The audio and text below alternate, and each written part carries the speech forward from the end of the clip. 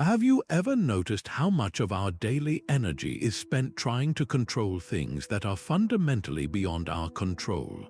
We fret over traffic, we agonize over other people's opinions, we lie awake at night worrying about outcomes we can't possibly guarantee. This relentless struggle for control, this internal wrestling match with reality itself, is a defining anxiety of our modern age. It's exhausting, isn't it? But what if there was a different way? What if the very thing we're fighting against, the unpredictable, often inconvenient flow of life, could become the source of our greatest strength? This is the profound and counterintuitive promise of Stoicism, a philosophy that is far from passive. It's about cultivating a powerful inner fortitude through a practice the ancients called radical acceptance. The Roman emperor and Stoic philosopher Marcus Aurelius put it perfectly when he wrote in his private meditations, "Accept the things to which fate binds you, and love the people with whom fate brings you together, but do so with all your heart." This isn't a call to resignation. It's a call to clear-eyed engagement with the world as it actually is, not as we wish it would be. It's about redirecting your finite energy from what you cannot change to what you absolutely can, your judgments, your actions, and your character. When you begin to truly embrace this mindset of radical acceptance, something remarkable starts to happen. Your entire perspective on life begins to shift in profound and lasting ways. It's like a series of internal dominoes falling, one after another, each one revealing a new layer of peace, resilience, and purpose. This isn't just a theoretical idea. It's a practical transformation that rewires your relationship with hardship, with other people, and most importantly, with yourself. The chaos of the external world begins to lose its power to disturb your inner peace. You stop seeing obstacles as roadblocks and start seeing them as the very path forward. You move from a life of quiet desperation and anxious striving to one of purposeful tranquility and empowered action. This is the journey we are going to take together in this video, a deep dive into the mechanics of this transformation, exploring how an ancient wisdom tradition provides the ultimate toolkit for modern life. In the next while, we will walk through 27 specific, life-altering shifts that occur when you make radical acceptance your daily practice. We will explore everything from how to move from resistance to unshakable equanimity, from blame to profound personal responsibility, and from a fear of the future to a deep appreciation for the present moment. Each of these 27 shifts is a key that unlocks a more resilient and fulfilling way of being, grounded in the core Stoic principles that have guided people through turmoil for over 2,000 years. This is more than a philosophy lesson. It is an invitation to a different way of living. So, if you're ready to trade exhaustion for energy, anxiety for calm, and reactivity for profound inner strength, then you are in the right place. Let's begin this exploration of how embracing what is can fundamentally transform your life for the better. The first and most profound shift begins when we stop fighting reality. This is the gateway to inner peace, and it is built upon a cornerstone of Stoic philosophy known as the Dichotomy of Control. Think of it as a fundamental sorting mechanism for every single event, circumstance, and thought that enters your life. This is not some abstract, feel-good idea. It is a practical tool for mental clarity that has been tested for millennia. The core principle is breathtakingly simple, yet its application is utterly transformative. It teaches us to clearly and calmly distinguish between what is within our power and what is not. Your opinions, your judgments, your desires, your aversions, and the actions you choose to take, these are your domain. They are your inner citadel, the one place where you have absolute sovereignty. Everything else, the weather, the traffic, other people's opinions and actions, the past, the future, the final outcome of your efforts, these are not within your direct command. They belong to the realm of external events. Now, it's crucial to understand that this practice of acceptance is not a passive resignation or a cold indifference. That is a common and significant misunderstanding. Equanimity is not about becoming a stone, feeling nothing. It is about feeling everything with a calm clarity, without being controlled by those feelings. It is the difference between being a turbulent ocean, tossed by every wave, and being the deep, still water beneath the surface that remains undisturbed by the storm. This calm center is what allows you to see reality as it is, not as you fear it might be or wish it would be. From that place of clear vision, you can then make wise and virtuous choices about how to respond. The Stoic teacher Epictetus, who began his life as a slave and understood true powerlessness, opened his famous manual, the Enchiridion, with this very distinction.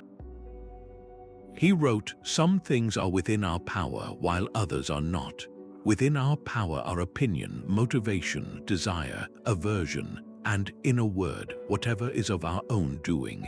Not within our power are our body, our property, reputation, office, and, in a word, whatever is not of our own doing." This is the operating system for a tranquil mind. Let's bring this to life with a situation almost everyone has faced: a cancelled flight. You're at the gate, you have an important meeting or a long-awaited vacation, and suddenly the screen flashes cancelled. The resistant response is all too familiar. Your heart rate spikes. You might feel a surge of anger, blaming the airline, the weather, your own luck.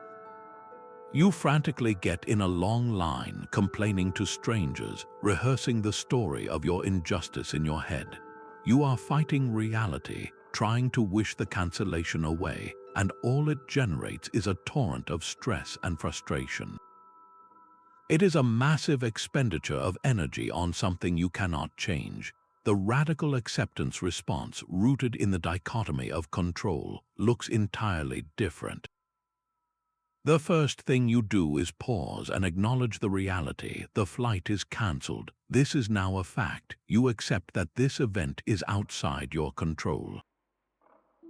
But your response is entirely within it. You take a breath, you calmly assess your options. You can rebook online, you can speak politely to the agent, you can find a place to sit and make a necessary phone call. You focus your energy exclusively on the sphere of your own actions, the things you can do. The situation hasn't changed, but your entire experience of it has.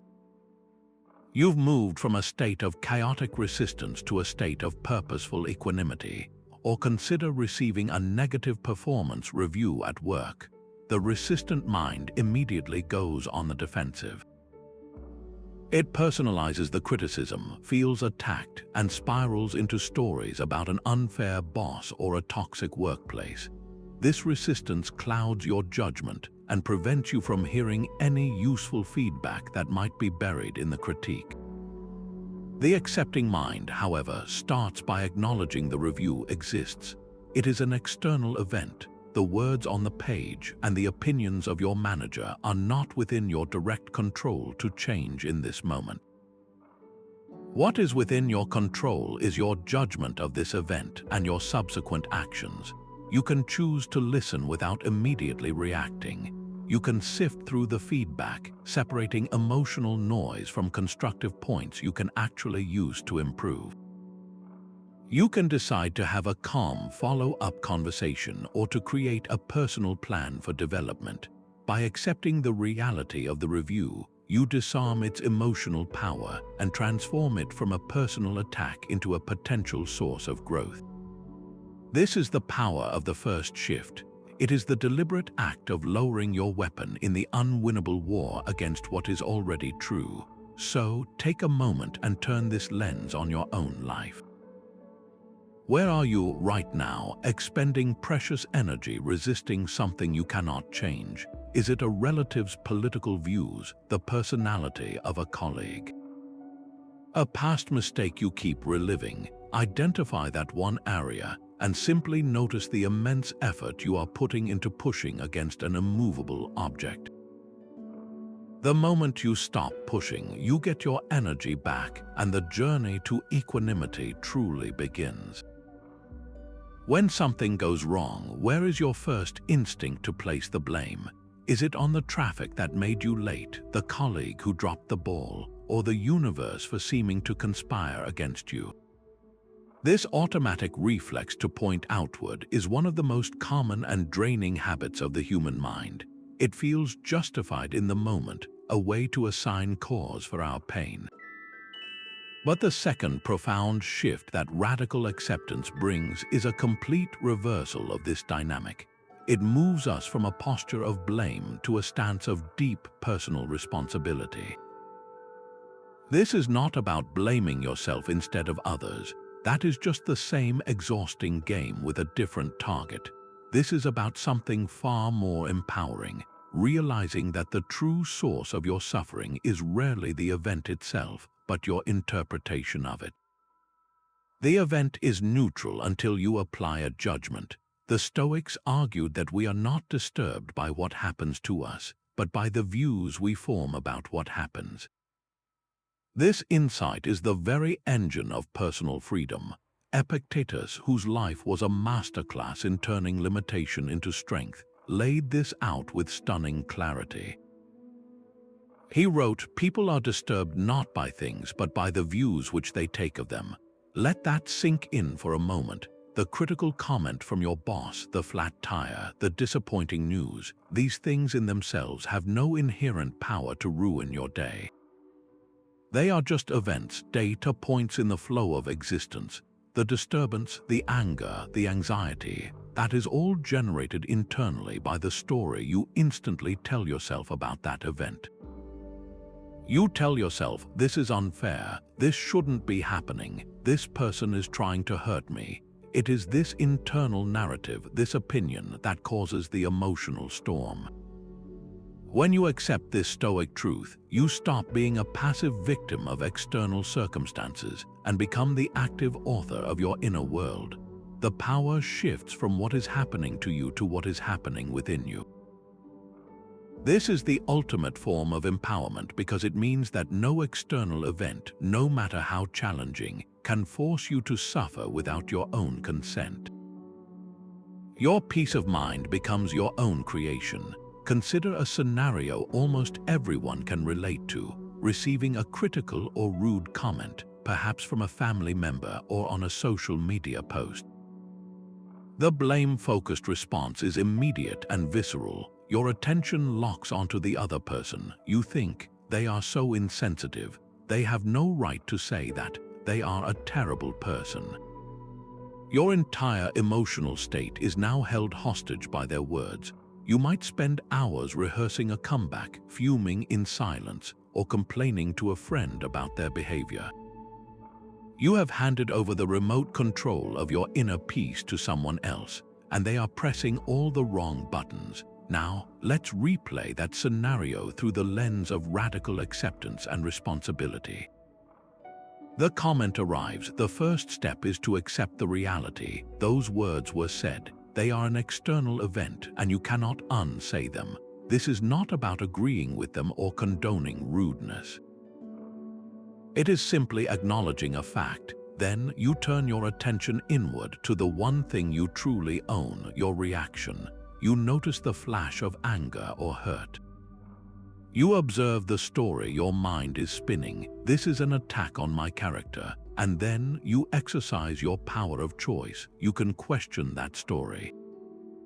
Is it absolutely true? Could there be another explanation for their comment? Perhaps they are having a bad day, or this is a blind spot for them.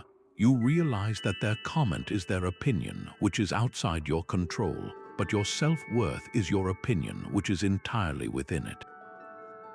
You can choose to dismiss the comment as irrelevant, to see it as feedback to be considered later, or to respond with calm assertiveness rather than reactive anger. The comment hasn't changed, but your relationship to it has been utterly transformed. You are no longer a target, you are a conscious participant.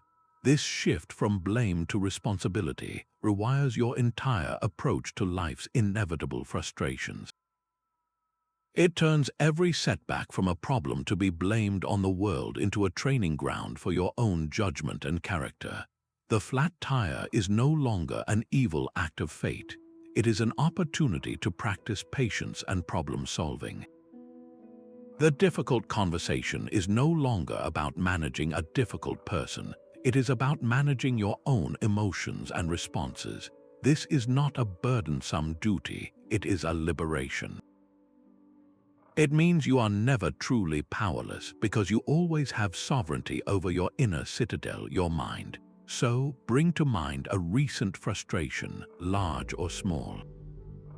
It could be a work project that went off course or a minor disagreement with a loved one. Now, try a simple reframing exercise. Instead of focusing on who or what was to blame, turn your attention exclusively to your own response. Ask yourself, what was within my control in that situation? Did I react from a place of clear judgment, or was I hijacked by a raw emotion? What could I have done differently, not to change the other person, but to act more in line with my own values? This is not an exercise in self-criticism. It is an act of reclaiming your agency by taking responsibility for your half of the interaction. Your judgments and your actions, you seize the one lever that can genuinely change your experience of life. You stop being a weather vane spun by every wind of fortune and become the anchor holding fast in any storm. Anxiety cannot survive when your attention is fully anchored in the now. This third shift is a powerful move away from the mental time travel that fuels so much of our distress, where we project ourselves into a future filled with potential disasters and then react emotionally to those imagined scenarios as if they were real. The Stoics understood this trap of the human mind with remarkable clarity. They recognized that the present moment is the only domain where life actually happens and where we have any real agency. Marcus Aurelius, in his private writings, constantly returned to this theme, reminding himself of the sufficiency of the now. He wrote that the present moment is all we ever truly possess, and that within it, we have everything we need to act with virtue and purpose. He urged himself to concentrate on the task immediately at hand, to do it with strict and gracious dignity, and to find tranquility by refusing to let his mind be dragged into anxious speculation about what might come next. This is not a call to ignore the future entirely, but to prepare for it by acting wisely and virtuously in the present, which is the only thing that can genuinely shape a better tomorrow. The Roman philosopher Seneca put his finger on the core of the issue with a piercing insight that resonates as strongly today as it did 2,000 years ago. He observed, "We suffer more often in imagination than in reality." Think about the truth embedded in that simple sentence. How many hours have you lost worrying about a difficult conversation that, when it finally happened, was far less dramatic than you had feared? How much mental energy has been consumed by fretting over a future outcome, a test result, a job interview, a financial decision, only to find that the actual event was manageable or even anticlimactic? Our minds are prolific factories of potential catastrophe, and we pay for those fabricated sorrows with very real anguish. The practice of radical acceptance directly confronts this habit. It asks us to accept a fundamental fact: the future is uncertain and ultimately outside our complete control. By accepting this inherent uncertainty, we can stop trying to wrestle it into submission through worry, and instead place our full attention and effort on the single, manageable point of the present. This is how we dismantle anxiety at its source, not by fighting the feeling, but by shifting the focus of our awareness to the solid ground of the here and now. Let's make this practical with an experience that universally stirs anxiety: public speaking. The days or hours leading up to a presentation are often a masterclass in future tripping. The mind races with terrifying visions, forgetting your lines, being met with blank stares, the technology failing, the audience judging you. This mental rehearsal of disaster floods your body with stress hormones, making you feel genuinely threatened by a scenario that exists only in your thoughts. Now apply the Stoic shift of present moment focus. You walk onto the stage or into the meeting room. Instead of being consumed by the 45-minute talk ahead, you radically accept that you cannot control how the entire event will unfold. You anchor yourself in what is happening right now. You feel your feet firmly on the floor. You take one conscious breath, noticing the air filling your lungs. You look at the first person in the audience and simply deliver your first sentence, then your next, and then the next. Your entire world shrinks to the current breath and the immediate sentence you are speaking.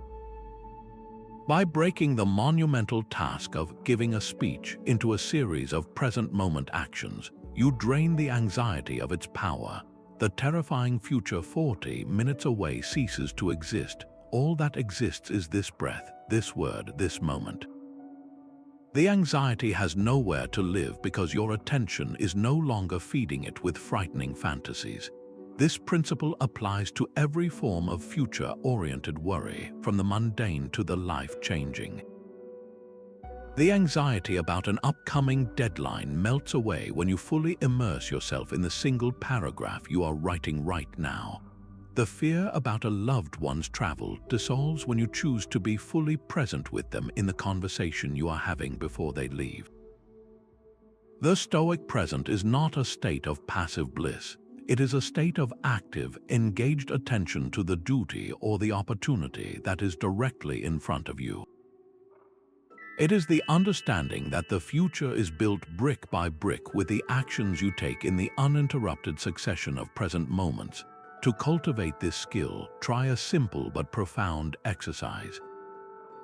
Sometime today, set aside just 5 minutes. Choose a simple, everyday task, making a cup of tea, washing the dishes, or even just looking out the window. For those 5 minutes, commit to doing nothing else. Pour all of your attention into the sensory details of the activity. Notice the sound of the water, the warmth of the mug, the pattern of the soap bubbles, the movement of the leaves on a tree. When your mind inevitably wanders off to a worry about tomorrow or a regret from yesterday, which it will, gently and without judgment, guide it back to the sensations of the present task. You are not trying to stop your thoughts. You are simply practicing the act of choosing where to place your attention. You will likely discover that in those moments of focused presence, the background hum of anxiety simply falls silent. It has no fuel when you are truly here now, engaged with what is actually happening rather than what might happen. This is the daily training that builds the mental muscle for this life-altering shift. Imagine planting a seed. Your job is to tend the soil, not to demand the flower. You can water it, ensure it gets sunlight, and protect it from pests, but you cannot command it to sprout on Tuesday or bloom in a specific shade of red. The flower's emergence depends on a million factors outside your direct control: the quality of the seed, the weather, the complex biology of the plant itself. This simple metaphor captures the essence of the fourth profound shift that radical acceptance brings. A move from a desperate attachment to specific outcomes to a deep, fulfilling commitment to your own effort and action. In our modern, results-obsessed culture, this is a radical reorientation. We are taught to fixate on the trophy, the promotion, the number on the scale, the perfect relationship. We tie our happiness, our self-worth, and our sense of peace to these external markers, handing over the keys to our inner tranquility to a world that is notoriously fickle and unpredictable. The Stoics offer a far more stable and empowering foundation for a good life. They direct us to a concept known as arete, which translates to excellence of character or virtue. This is the true goal of a Stoic life: Your character, your honesty, your courage, your discipline, your justice is the one thing that is always, in every circumstance, within your power to cultivate. When you make the excellence of your effort your primary focus, the external outcome, while still preferred, becomes a matter of indifference to your core worth and peace. The Stoic teacher Epictetus, who had his own freedom as an external outcome controlled by others for much of his life, gave us the ultimate guide for this mental shift. He instructed his students, make the best use of what is in your power and take the rest as it happens.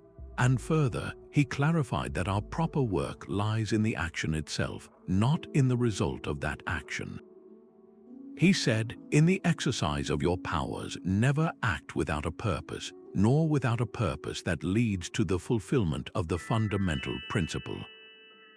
And in your non-rational impulses, beware of doing anything at random or without a purpose that leads to the fulfillment of the fundamental principle. That fundamental principle is living in accordance with virtue. This is the philosophical bedrock that allows you to pour your entire soul into a project while simultaneously holding the result lightly. You are not defined by whether you win or lose, get the job or get rejected, but by the quality of your attempt. Did you act with integrity? Did you give it your best shot? Did you learn and grow in the process? If you can answer yes to these questions, then you have already succeeded in the only arena that truly matters, the development of your own character. The outcome is merely the echo of your effort, a data point in the external world, not the report card on your soul. Let's bring this to life with a scenario that causes immense anxiety for so many, the job application process. You find a position that seems perfect for you. The old, outcome-attached approach looks like this.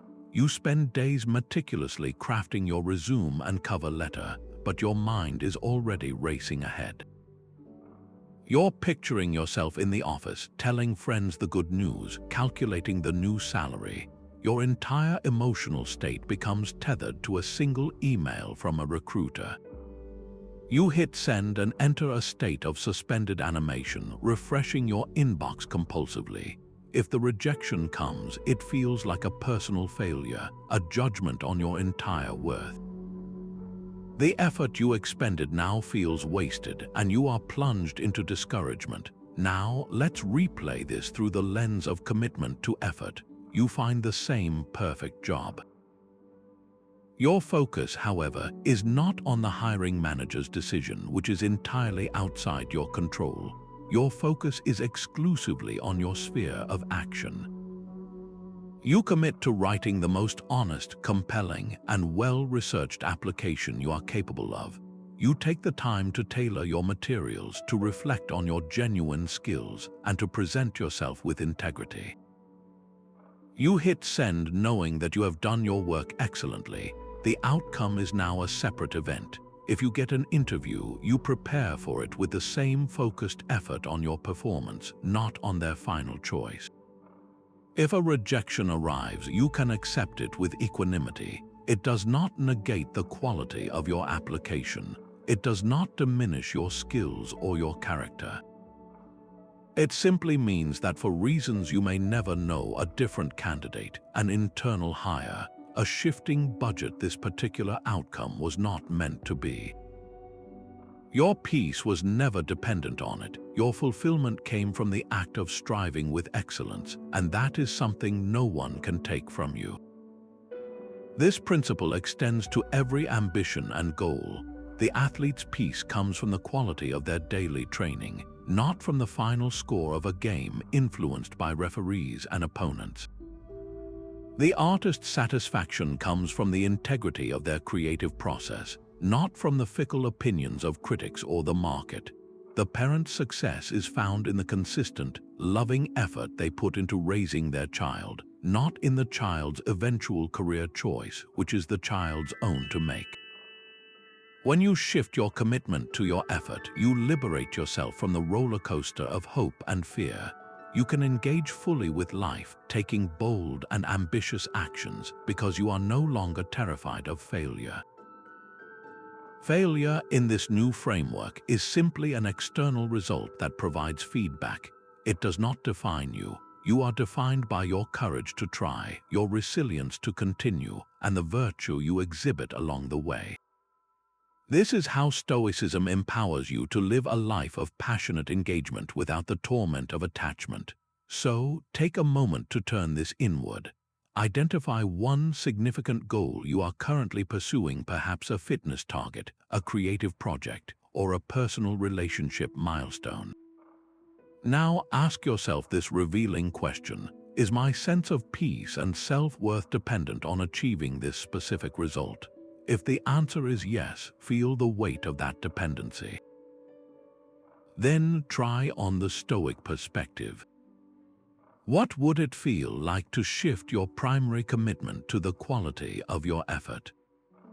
To focus on the daily actions, the virtuous choices, the integrity of the process, and to accept whatever outcome emerges with grace. This shift doesn't make you lazy or unambitious. It makes you unstoppable because your fuel is no longer the fragile hope of a particular outcome, but the durable satisfaction of knowing you did your best with what was in your control.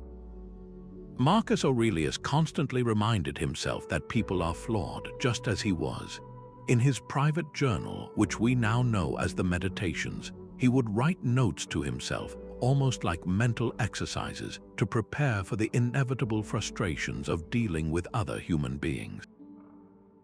He wasn't just a philosopher-emperor giving abstract advice. He was a man in a position of immense power, surrounded by scheming politicians, incompetent officials, and difficult family members, actively training his mind to remain calm amidst the chaos.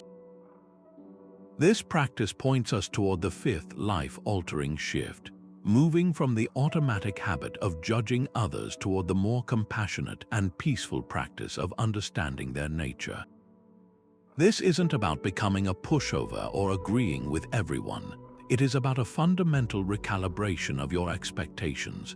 When you expect a rose bush to have thorns, you don't get angry when it pricks you. You handle it with appropriate care. In the same way, the Stoics advise us to expect that people will often act out of ignorance, selfishness, or their own deeply ingrained flaws. This isn't cynicism. It is a clear-eyed realism that prevents you from being continually surprised and offended by behavior that is, frankly, entirely predictable. The core of this idea rests on a profound Stoic insight about human psychology. The Stoics believed that no one deliberately chooses evil. Instead, people always act in accordance with what they believe to be good or right in that moment, based on their own flawed reasoning and limited perspective. A person who lies likely believes that the short-term benefit of avoiding conflict is a greater good than telling the hard truth. Someone who is rude may be operating under the mistaken belief that asserting dominance is the same as showing strength. They are, in the Stoic view, mistaken. They are ignorant of what is truly good, which is living virtuously. Marcus Aurelius captured this duty of tolerance perfectly when he wrote, "When another blames you or hates you, or people voice similar criticisms, go to their souls, penetrate inside, and see what sort of people they are. You will realize that there is no need to be racked with anxiety that they should hold any particular opinion about you." He is telling us to look beyond the irritating action and seek to understand the person's inner world, their fears, their ignorance, their mistaken beliefs. This understanding doesn't excuse their behavior, but it does drain it of its personal sting and its power to irritate you. The blame or criticism is coming from a confused source, and to be angry at them is like being angry at a child who doesn't understand mathematics. Your energy is better spent on maintaining your own understanding and virtue. Let's apply this to a daily source of frustration for millions: driving in traffic. You're driving along, following the rules, and suddenly another driver cuts you off in a dangerous and seemingly intentional way. The judgmental road rage response is immediate. Your mind instantly labels the other driver. What a jerk, an idiot. They did that on purpose to me. This story you tell yourself fuels a surge of anger. Your heart pounds, you might yell or gesture, and the anger can linger for miles, poisoning your mood and your focus. You have taken a random event on a highway and turned it into a personal affront, all based on a snap judgment about the other person's character. Now let's replay that scenario through the lens of Stoic understanding. The same car cut you off. Instead of judging the driver's soul, you apply the Stoic principle. You accept that this person is operating with limited awareness. Perhaps they are distracted by a crying child in the backseat. Maybe they are lost and desperately looking for an exit, their own fear and panic overriding their driving etiquette. It's possible they are simply a poor driver, ignorant of the danger they are creating. You recognize that their action, while dangerous, was almost certainly not a personal attack on you, Marcus Aurelius. They don't even know you. They are simply a flawed human being, acting out of their own narrow set of circumstances and reasoning, however faulty it may be. This shift in perspective doesn't mean you condone the behavior. You still take defensive action to stay safe, but the internal hurricane of anger simply doesn't form. You might feel a flash of alertness, but it quickly subsides into a calm acknowledgement of reality.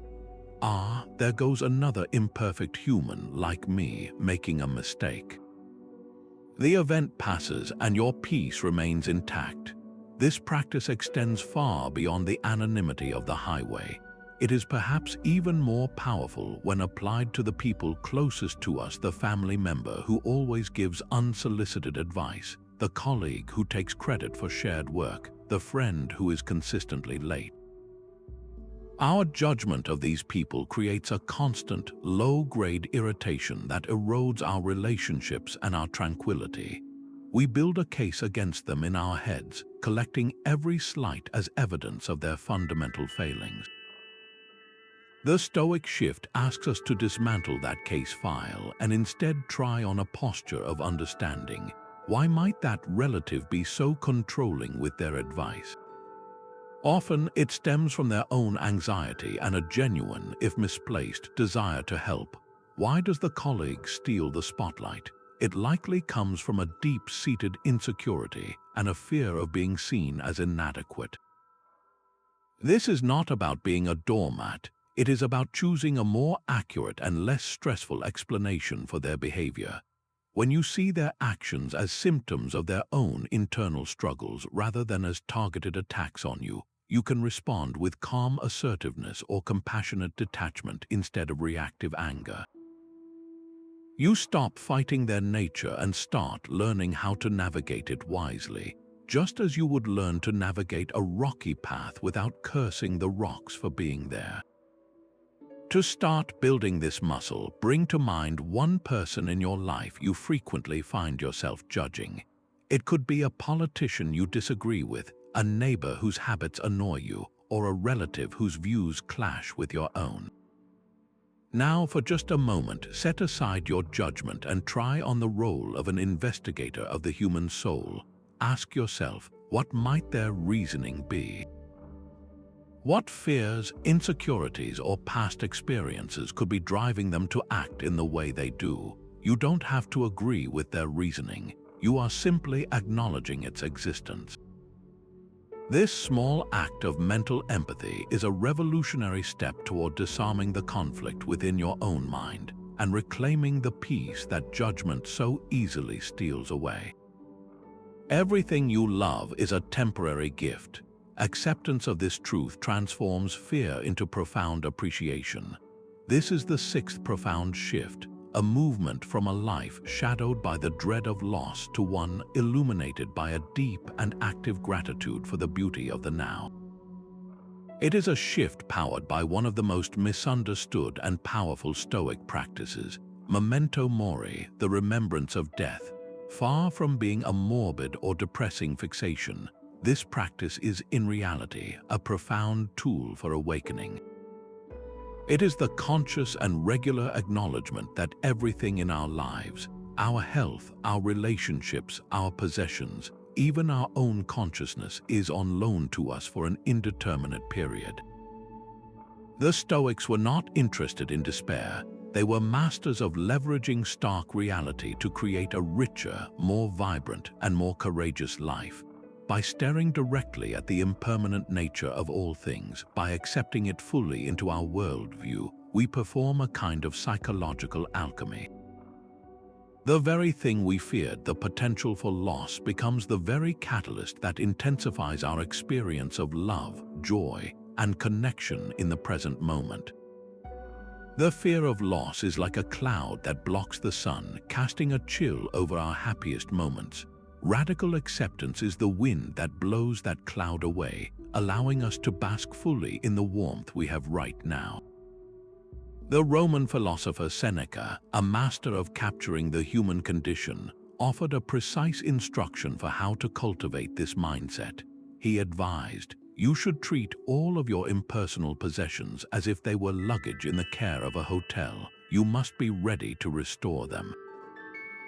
And he extended this principle to the people in our lives, reminding us to cherish our loved ones without any guarantee of tomorrow. This is not a call to live in a state of anxious clinging, but rather the exact opposite. It is an invitation to hold everything with an open hand. When you truly internalize that your partner, your child, your friend, or your own physical ability could be gone, you stop taking them for granted. You'll begin to see each interaction, each shared laugh, each quiet moment of companionship not as a mundane routine, but as a finite and precious occurrence. The argument that seemed so important yesterday loses its weight when viewed against the backdrop of life's brevity. The minor annoyance is washed away by a wave of gratitude for the simple fact of their presence. The practice of Memento Mori does not rob life of its joy. It concentrates it, distilling our experiences into their purest, most valuable form by reminding us that they are not infinite. Let's make this beautifully practical. Consider a cherished relationship, perhaps with a parent or a lifelong friend. It is easy, in the busyness of daily life, to let these relationships run on autopilot. You assume they will always be there for your next phone call or visit. You postpone the deep conversation. You skip the visit because you're tired. You get irritated by their familiar quirks. Now apply the lens of radical acceptance and Memento Mori. Take a moment to truly contemplate, not just intellectually but emotionally, that this person will not always be here. One day the phone will not be answered. This is not a dark thought. It is a sobering and ultimately liberating truth. When you hold this reality in your awareness, something remarkable happens. The next time you are with them, you listen more intently. You notice the specific sound of their laughter. You feel a deeper appreciation for their unique perspective. A quirky habit that once annoyed you now seems like an endearing part of their singular humanity. You leave the visit feeling full rather than rushed or distracted. You have not changed the relationship, you have changed your perception of it. You have moved from a state of passive ownership to one of active, grateful participation. The fear of a future loss has been transformed into the fuel for present moment appreciation. This same principle applies powerfully to our possessions and circumstances. Imagine you have a piece of art or a family heirloom that you treasure. The fearful mind, attached to permanence, might keep it stored away in a closet, afraid that it will be damaged or lost if it is used or displayed. It becomes a source of anxiety, something to be protected. The accepting mind, aware of its impermanence, chooses a different path. It takes the heirloom out of the closet. It uses the beautiful china on a random Tuesday. It hangs the art in a well-lit room where it can be enjoyed every single day. Why? Because the acceptance of its eventual loss, whether through breakage, theft, or the simple passage of time, liberates you to extract its full value now. You honor the object not by hiding it from life, but by integrating it into your life. The potential for its loss is no longer a threat. It is the very reason you are determined to enjoy it fully today. This shift transforms your entire relationship with the material world from one of anxious possession to one of grateful stewardship. You begin to see everything, your home, your health, your talents, as temporary gifts to be used well and appreciated deeply for as long as you are lucky enough to have them. To truly feel the power of this shift, try a simple but profound mental exercise right now. Bring to mind something or someone you deeply value. It could be your ability to walk, the sight in your eyes, a beloved pet, or the companionship of your partner. Now, for just a few seconds, allow yourself to mentally simulate its loss. Imagine what your life would feel like without it. Do not dwell in the sadness, but simply touch the edges of that reality. Then release the thought and return to the present moment. Open your eyes if they were closed. Notice the immediate and powerful surge of gratitude that floods in for the fact that this cherished thing is still here, still yours to experience. That visceral feeling, that profound sense of thank goodness, is the essence of this sixth shift. It is the emotional proof that the acceptance of impermanence does not lead to sorrow, but to a more intense, more loving, and more courageous engagement with the incredible, fleeting miracle of your life as it is happening right now. The fear of loss simply cannot coexist with that level of present-focused gratitude. If no one ever praised you again, would you still know your own value? That question can feel unsettling because for so many of us, our sense of self-worth is subtly, and sometimes not so subtly, tied to the approval we receive from the outside world. We look for it in our boss's feedback, our friends' compliments, the number of likes on a social media post, or the admiration of our peers. We hand over the measuring stick of our own worth to other people, and then we live in a state of constant anxiety, waiting for them to give us a reading. The seventh profound shift that radical acceptance brings is the liberation from this exhausting chase. It is the movement from seeking external validation to cultivating an unshakable inner worth, a sense of value that is generated from within, based solely on our own character and actions. This is the Stoic ideal of the inner citadel, a fortress of the self, built on the bedrock of virtue, that remains standing and self-sufficient no matter what storms of opinion or fortune rage outside its walls. The Stoics argued that your true self, your character, is the only thing that is truly your own. Your reputation, your social status, the praise and criticism you receive, these are all external events, as unpredictable and outside your direct control as the weather. To base your happiness and self-esteem on them is to build your house on sand. Epictetus, who understood the fickleness of public opinion as well as anyone, offered a direct and liberating instruction on this point.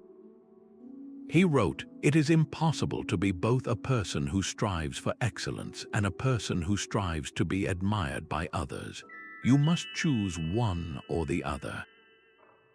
He is drawing a clear line in the sand. The pursuit of admiration is a full-time job that requires you to constantly look outward, to shape yourself to other people's desires and expectations.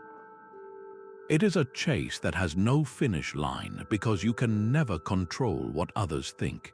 The pursuit of excellence or virtue, however, is an internal endeavor. Your job is to act with integrity, courage, justice, and wisdom to the best of your ability. When you make that your sole focus, the need for external validation simply falls away. Your satisfaction comes from the knowledge that you acted rightly, not from the applause that may or may not follow. Your inner citadel becomes self-lighting. It no longer needs the flickering, unreliable matches of other people's opinions to feel warm and bright. Nowhere is this dynamic more visible and more corrosive than in the world of social media. The pursuit of external validation here is gamified, reduced to a quantifiable number of likes, shares, and followers. The entire platform can feel like a giant global validation machine. The old approval-seeking approach looks like this. You craft a post, perhaps sharing a personal achievement or a carefully curated photo. You hit publish and then you wait. Your attention is glued to your phone. Every notification gives you a little hit of dopamine, a tiny confirmation that you are seen, that you matter. But if the post doesn't perform well, if the likes are slow to come, a subtle anxiety creeps in. You might feel disappointed or even question the value of what you shared. Your mood becomes a direct function of an algorithm's distribution of your content. You have outsourced your self-worth to a piece of code and the fleeting attention of strangers. The radical acceptance approach, rooted in the inner citadel, is fundamentally different. You accept a simple, unchangeable fact. You cannot control who sees your post, who likes it, or what they think of it. These are all external events. What is within your control is your intention and the integrity of your action. So, you post something because you believe it is true, helpful, or beautiful. You share a thought because it is an authentic expression of who you are, not because it is designed to go viral. You then disengage from the outcome. The value of the post was created the moment you acted in alignment with your values. The likes and comments are now just additional data, separate from your core sense of worth. The quiet satisfaction you feel comes from having expressed yourself with honesty, not from the public's reception of that expression. This principle, of course, extends far beyond the digital realm into every corner of our lives. At work, the person who craves external validation is constantly looking for their manager's approving nod, feeling deflated if a presentation isn't met with immediate enthusiasm, and making career choices based on prestige rather than personal fulfillment. Their workday is an emotional roller coaster dictated by the reactions of others. The person who cultivates inner worth focuses on the quality of their work itself. They find satisfaction in solving a difficult problem, in helping a colleague, in completing a task to the best of their ability. They welcome constructive feedback, but they do not rely on constant praise to feel good about their contributions. Their sense of value is generated internally from the act of doing good work, making them more resilient, more creative, and less prone to office politics and gossip. In personal relationships, the shift is just as powerful. The need for constant reassurance from a partner, "Do you still love me? Am I good enough?" stems from a void of inner worth. When you cultivate that worth internally, you can engage in relationships from a place of wholeness, not neediness. You love and support others not to earn their love in return, but because it is the virtuous thing to do. Your actions become purer, and your relationships become less transactional and more authentic. To truly begin building this inner citadel, a powerful and practical exercise is to perform a small, anonymous act of kindness. This is a direct training of the muscle of inner worth. The goal is to do something good for another person with absolutely no possibility of receiving recognition, praise, or reward in return. It could be as simple as paying for the coffee of the person behind you in the drive-thru and driving away before they can thank you. It could be leaving a genuinely encouraging note in a public library book for a future reader to find. It could be secretly shoveling your neighbor's driveway before they wake up. The key is the anonymity. When you perform this act, you are doing it for one reason only, because it is a good thing to do. The entire value of the action exists within you. You will not get a thank you. You will not get a social media shout out. You will not even get the warm feeling of someone's grateful smile. The only reward is the private, quiet knowledge that you have made the world a slightly better place through a virtuous action. That feeling, that internal confirmation of your own goodness, is a brick in the wall of your inner citadel. It teaches you on a visceral level that your worth does not come from the applause of an audience, but from the quiet integrity of your own choices. So this week, challenge yourself to one of these anonymous acts. Feel the unique and powerful satisfaction that comes from giving without any expectation of receiving, and notice how it strengthens your independence from the ever-changing winds of external opinion. Between stimulus and response, there is a space. Radical acceptance widens that space. This is the eighth life-altering shift, a move from being a puppet jerked by the strings of immediate emotion to becoming the conscious puppeteer of your own actions. It is in that expanded space that your freedom truly lives, the freedom to choose. So many of our regrets and conflicts stem not from the initial event itself, but from the raw, unprocessed reaction that launches from us before we've even had a chance to think. A harsh word is spoken, a plan is cancelled, a mistake is made, and we instantly fire back with a retort, a complaint, or a decision fueled entirely by the heat of the moment. This is the realm of impulse, and it is the default setting for a mind that has not been trained. The practice of radical acceptance is the training that builds that crucial pause. It is the mental muscle that allows you to catch the initial spark of an emotional reaction before it becomes a full-blown behavioral fire. This concept is deeply rooted in the Stoic discipline of assent. The Stoics saw the mind as having a critical gatekeeping function. An impression or an event arrives. This is the stimulus. It could be an insult, a piece of bad news, or a frustrating delay.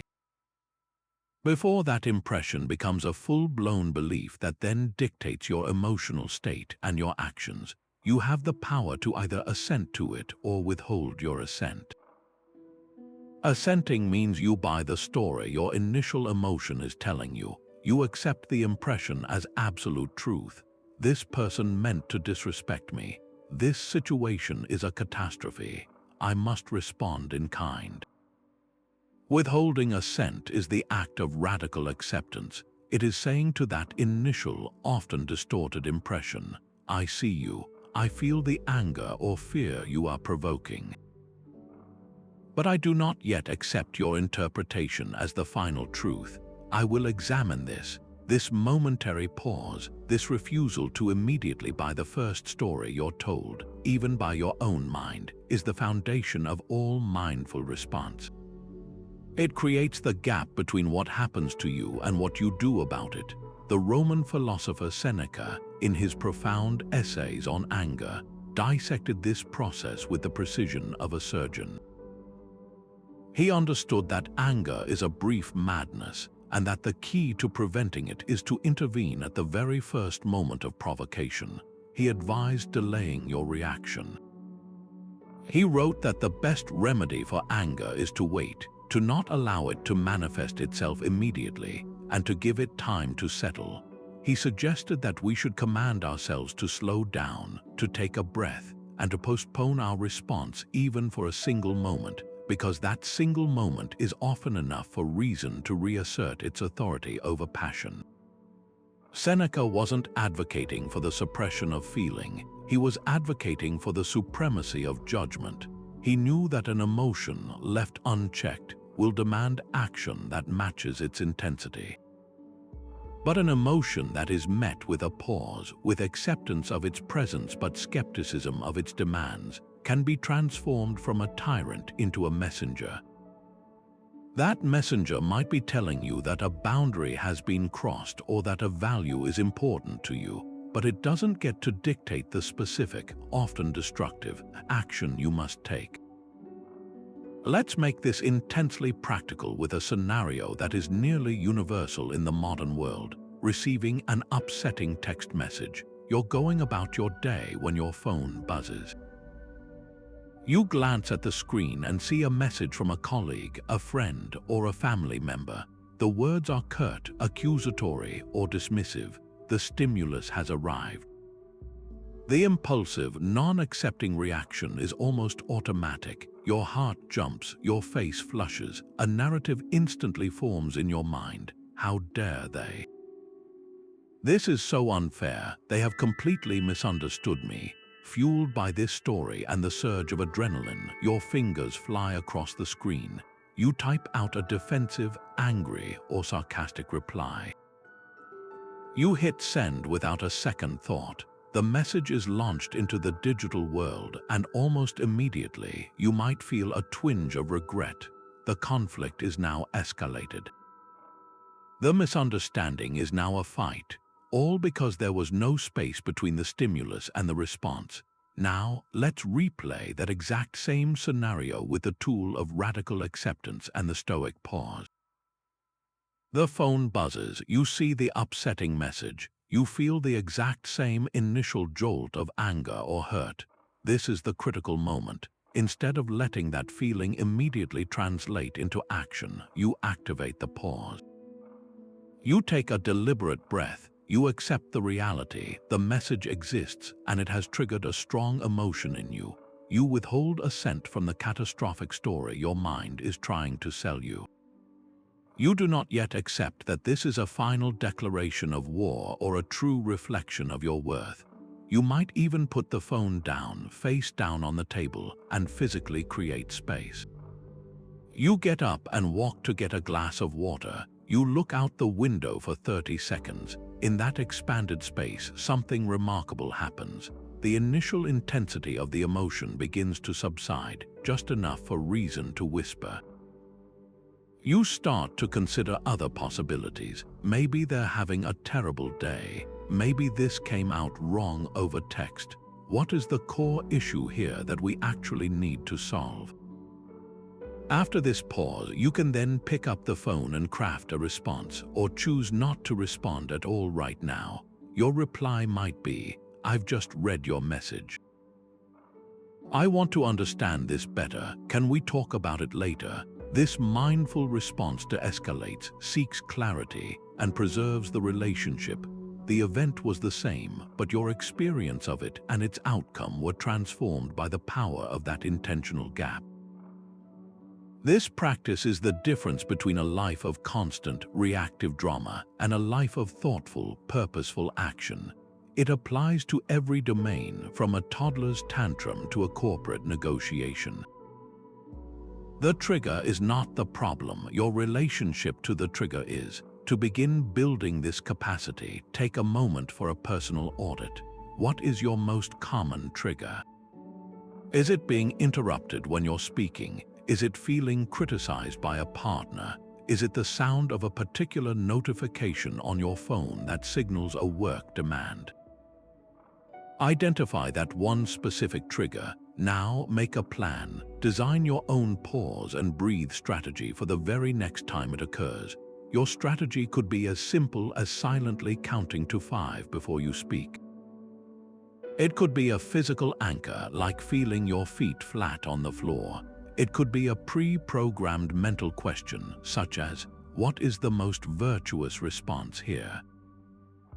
By pre-committing to this strategy, you are not trying to eliminate the emotion. You are programming a circuit breaker into your own nervous system.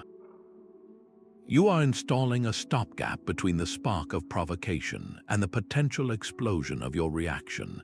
This small, deliberate act of creating space is where you reclaim your sovereignty over your own life, one mindful response at a time. What stands in the way becomes the way when we accept it fully. This ninth shift is perhaps one of the most empowering principles in the entire Stoic toolkit, transforming our relationship with hardship from one of bitter resentment to one of strategic utilization. It's the moment we stop seeing the boulder in our path as a permanent blockade and start seeing it as the raw material for building a fortress. This is the core of the famous Stoic maxim, "The obstacle is the way." It's crucial to understand that this is not a form of naive optimism or a simple, "look on the bright side" platitude. It is a profound and practical reframing that begins with the complete and unconditional acceptance of the obstacle's existence. You cannot use a problem you are still busy denying. Acceptance is the essential first step that allows you to stop wasting energy on complaining about the rock's presence and start channeling that same energy into asking the pivotal question: given that this rock is here, what can I now build with it? This philosophy was lived and breathed by the very people who gave it to us. Marcus Aurelius, leading the Roman Empire through constant war and plague, constantly reinforced this idea in his private meditations. He wrote, "Our actions may be impeded, but there can be no impeding our intentions or our dispositions, because we can accommodate and adapt. The mind adapts and converts to its own purposes the obstacle to our acting. The impediment to action advances action. What stands in the way becomes the way." Let's unpack the incredible power in that statement. He is saying that while an external event can block your initial plan, it cannot block your ability to choose a new intention or to strengthen your inner disposition. The obstacle itself becomes the new training ground for your resilience, your creativity, and your character. The very thing that seemed to halt your progress becomes the very thing that forces a more profound kind of progress, the development of your virtue. Acceptance is the hinge on which this entire transformation swings. It is the deliberate mental pivot from "why is this happening to me?" to "what can I now do with this?" History is filled with stunning examples of this principle in action, where a crushing defeat was the necessary prelude to a greater victory. Consider the story of the physicist Stephen Hawking. In his early 20s, he was diagnosed with a motor neuron disease that gradually paralyzed him and was given just a few years to live. This was an obstacle of unimaginable scale, a literal prison being built around his own body. He could have, understandably, resented his fate and spiraled into despair, but Hawking chose a different path. He accepted the reality of his condition, not with resignation, but with a fierce determination to adapt. He realized that while his body was failing, his mind remained brilliant and free. The disease forced him to retreat from the physical world and to travel more deeply into the cosmos of his own intellect. He once remarked that his disability might have even been an advantage, as it shielded him from lecturing and administrative duties, giving him more uninterrupted time to think. His greatest work on black holes and the nature of the universe was produced after his diagnosis. The obstacle of his physical limitation became the very fuel that propelled his mind to explore the farthest reaches of theoretical physics. He utilized his impediment, and in doing so, he advanced human understanding. On a more everyday level, we can see this principle at work in the world of business and innovation. Many of the most successful entrepreneurs have a history of spectacular failure. The story of James Dyson is a classic case. He spent over 5 years developing his bagless vacuum cleaner, creating 5,127 failed prototypes before he finally landed on the design that would revolutionize the industry. Every one of those failed prototypes was an obstacle. Each one could have been a reason to give up, to resent the complexity of the problem, to blame a lack of funding or support. But Dyson saw each failure not as a stop sign, but as a data point. He accepted each malfunction as valuable information that was guiding him closer to the solution. The obstacle of failure became the way to a deeper understanding of engineering and airflow. The very thing that stood in his way, the repeated inability to get it right, became the fuel for his relentless persistence and ultimately his world-changing success. He wasn't just trying to get past the obstacle, he was mining it for the lessons it contained. This shift is available to you in your own life, right now, with the challenges you are currently facing. It begins with that courageous act of acceptance. Look at a current obstacle in your life, perhaps a difficult financial situation, a conflict in a relationship, a health issue, or a project at work that seems stalled. The resentful mind sees this as a villain in the story of your life, an unwelcome intruder to be defeated or endured. The Stoic mind, practicing radical acceptance, sees it as a new and unexpected character that has just entered the plot, one that will force the protagonist, that's you, to develop new skills, discover hidden strengths, and take a path you never would have considered otherwise. The financial constraint becomes the way to learn profound financial literacy and creativity. The relationship conflict becomes the way to practice deeper communication and set healthier boundaries. The health issue becomes the way to cultivate a new appreciation for the body you have and to explore dimensions of mental fortitude you never knew you possessed. The obstacle is not your enemy, it is your unconventional and demanding teacher. So, take a moment for a powerful reframing exercise. Identify one specific current obstacle that has been causing you stress or frustration. Now, challenge yourself to see it as a hidden training ground. Ask yourself these questions. What quality is this obstacle forcing me to develop? Is it patience, resilience, creativity, courage? What new path is it revealing that I might have otherwise missed? How can I use this very difficulty as fuel to become a stronger, wiser, or more compassionate person? By engaging with your obstacle in this way, you are no longer its victim, you are its alchemist. You are taking the base metal of a setback and transmuting it into the gold of character. You are proving to yourself that what stands in the way does not have to stop you. It can, in fact, become the very substance of your way forward. The narrative of victimhood shatters upon the rock of radical acceptance. This 10th shift is one of the most liberating transitions you can make, moving from a story where life happens to you to a story where you are the active protagonist, no matter the plot. The victim mindset is a cage built from the belief that external forces hold all the power, leaving you with no options and no recourse. It is a state of psychological paralysis. Radical acceptance is the key that unlocks this cage. Not by changing the circumstances, the bars of the cage may still be there, but by revealing that the most important form of freedom was inside you all along. The freedom to choose your attitude, your perspective, and your response. This is where Stoic philosophy finds one of its most powerful and moving echoes in modern psychology, through the work of Viktor Frankl. A psychiatrist and Holocaust survivor, Frankl endured the unimaginable horrors of Nazi concentration camps. In that environment of utter powerlessness, where every external freedom was stripped away, his home, his possessions, his family, even the control over his own body, he made a profound discovery.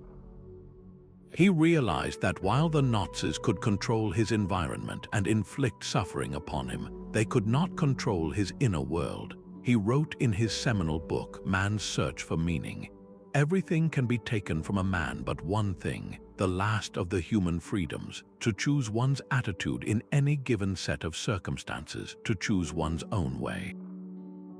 This is not merely positive thinking, it is the ultimate act of defiance and the bedrock of human dignity. Frankl's insight was deeply Stoic. He understood that between the external stimulus of his suffering and his internal response, there was a space, and in that space lay his power and his freedom. This unshakable truth was articulated centuries earlier by Epictetus, who himself knew the depths of external powerlessness, having begun his life as a slave. His words ring with the authority of lived experience. He taught, "People are not disturbed by things, but by the views they take of them." And even more pointedly, he stated, "He is a wise man who does not grieve for the things which he has not, but rejoices for those which he has." Even in chains, even in a prison cell, our opinions, our judgments, and our willingness to find something, however small, to rejoice in, these remain within our power. This is the core of agency. Agency is not the ability to control every event in your life. That is an illusion. True agency is the practiced skill of directing your inner world, of managing the one territory where you are the undisputed sovereign, your mind. When you radically accept that a difficult situation exists, you stop fighting the fact of its existence and can instead pour all your energy into the one question that matters. Given that this is my reality, what is my next move? This shifts you from a passive noun, a victim, to an active verb. You are no longer being acted upon. You are now responding, choosing, navigating. To see this shift in action, let's imagine two people facing the exact same hardship, a sudden, unexpected job loss. Both worked for the same company for over a decade, and both are now dealing with the same financial pressure and uncertainty. The first person, operating from a victim mindset, is consumed by the injustice of it all. Their internal monologue is a loop of powerlessness. This is so unfair, the company betrayed me, my career is over, there are no good jobs out there. I'm too old to start over. They spend their days feeling bitter, complaining to friends and family, and scrolling through job listings with a sense of dread and hopelessness. Their energy is drained by resentment, and their inaction reinforces the story that they have no control. They are waiting for the world to fix their problem. Now consider the second person. They feel the same initial shock, grief, and fear. This is a real loss, and acceptance does not mean denying the pain. But after allowing themselves to feel those emotions, they make the pivotal shift. They accept the reality, the job is gone. This is now a fact. They then turn their focus to their sphere of control. Their internal monologue changes to one of agency. This is a difficult situation, but I still have choices. I can update my resume and portfolio, which is within my power. I can reach out to my professional network. I can use this time to reassess what I truly want from my career. I can control my daily routine to stay healthy and motivated. This person channels their energy into purposeful action. They may face the same number of rejections as the first person, but they do not interpret each rejection as a confirmation of their victimhood. They see it as part of the process, a data point that guides their next attempt. One person is imprisoned by the event, the other uses the event as a catalyst for growth and redirection. This principle extends far beyond career setbacks into the most personal realms of our lives. Consider two individuals dealing with a chronic health condition. The first sees themselves as a victim of their body. Their life becomes a story of limitation and complaint. The second accepts the diagnosis as their new reality. They cannot control the disease itself, but they fiercely focus on their sphere of agency. They can control their diet, their adherence to medication, their mindset, and how they choose to spend their good days. One lives in a prison of "why me?" The other builds a life of meaningful adaptation within their new parameters. The hardship is the same, but the experience of that hardship is worlds apart. The key differentiator is the conscious choice to locate and exercise agency, no matter how small the initial actions may seem. This is how you build an identity that is resilient, an identity defined not by what happens to you, but by how you choose to meet it. To begin integrating this transformative shift into your own life, try a simple but powerful writing exercise. Bring to mind a difficult situation you are currently navigating. It could be a strained relationship, a financial worry, or a work-related challenge. Take a piece of paper or open a blank document and draw a circle. Inside this circle, write down every single aspect of this situation that is within your direct control. This is your sphere of agency. It will include things like your effort, your attitude, the words you choose to speak, the boundaries you set, the information you seek, the self-care you practice, and the questions you ask. Outside the circle, list all the elements that are outside your control. Other people's feelings and actions, the final outcome, past events, and external opinions. Now your mission is clear. For the next 24 hours, make a conscious effort to redirect 100% of your energy and attention to the items inside the circle. Whenever you feel yourself starting to worry, complain, or fret about the things outside the circle, use that as a trigger to ask, what is one small action I can take right now from my list of controllables? This exercise is a practical map out of the victim mindset. It physically shows you that you are never truly powerless. You always have a domain of influence, and by choosing to inhabit that domain fully, you stop being a character in a story written by circumstance and start becoming the author of your own response. The chase for more is exhausting. The peace of enough is liberating. This 11th shift is a profound move away from the relentless engine of desire that drives so much of our modern anxiety and toward the serene harbor of Stoic contentment.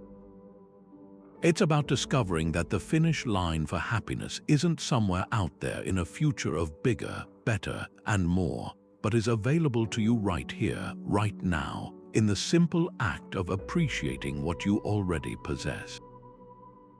This is not a call to abandon ambition or to cease striving for improvement. The Stoics were deeply committed to purposeful action and excellence. The crucial distinction lies in your motivation and your attachment. Are you striving from a place of feeling incomplete, believing that some future acquisition will finally make you whole? Or are you striving from a place of wholeness, engaging with the world virtuously while holding your current circumstances with a deep and abiding gratitude?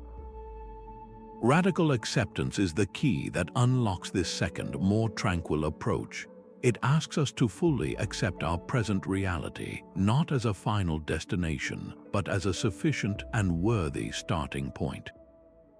When you stop fighting the fact that you have a small apartment instead of a mansion, or a reliable car instead of a luxury vehicle, you reclaim the immense mental energy that was being wasted on wanting. You can then redirect that energy into living well within the beautiful and adequate container of your current life. The Roman philosopher Seneca, a man who experienced both immense wealth and forced poverty, cut to the heart of this matter with a definition of wealth that turns conventional wisdom on its head. He wrote, "It is not the man who has too little, but the man who craves more that is poor." Let that revolutionary idea settle in for a moment. Poverty, in the Stoic sense, is not a financial condition, it is a state of mind.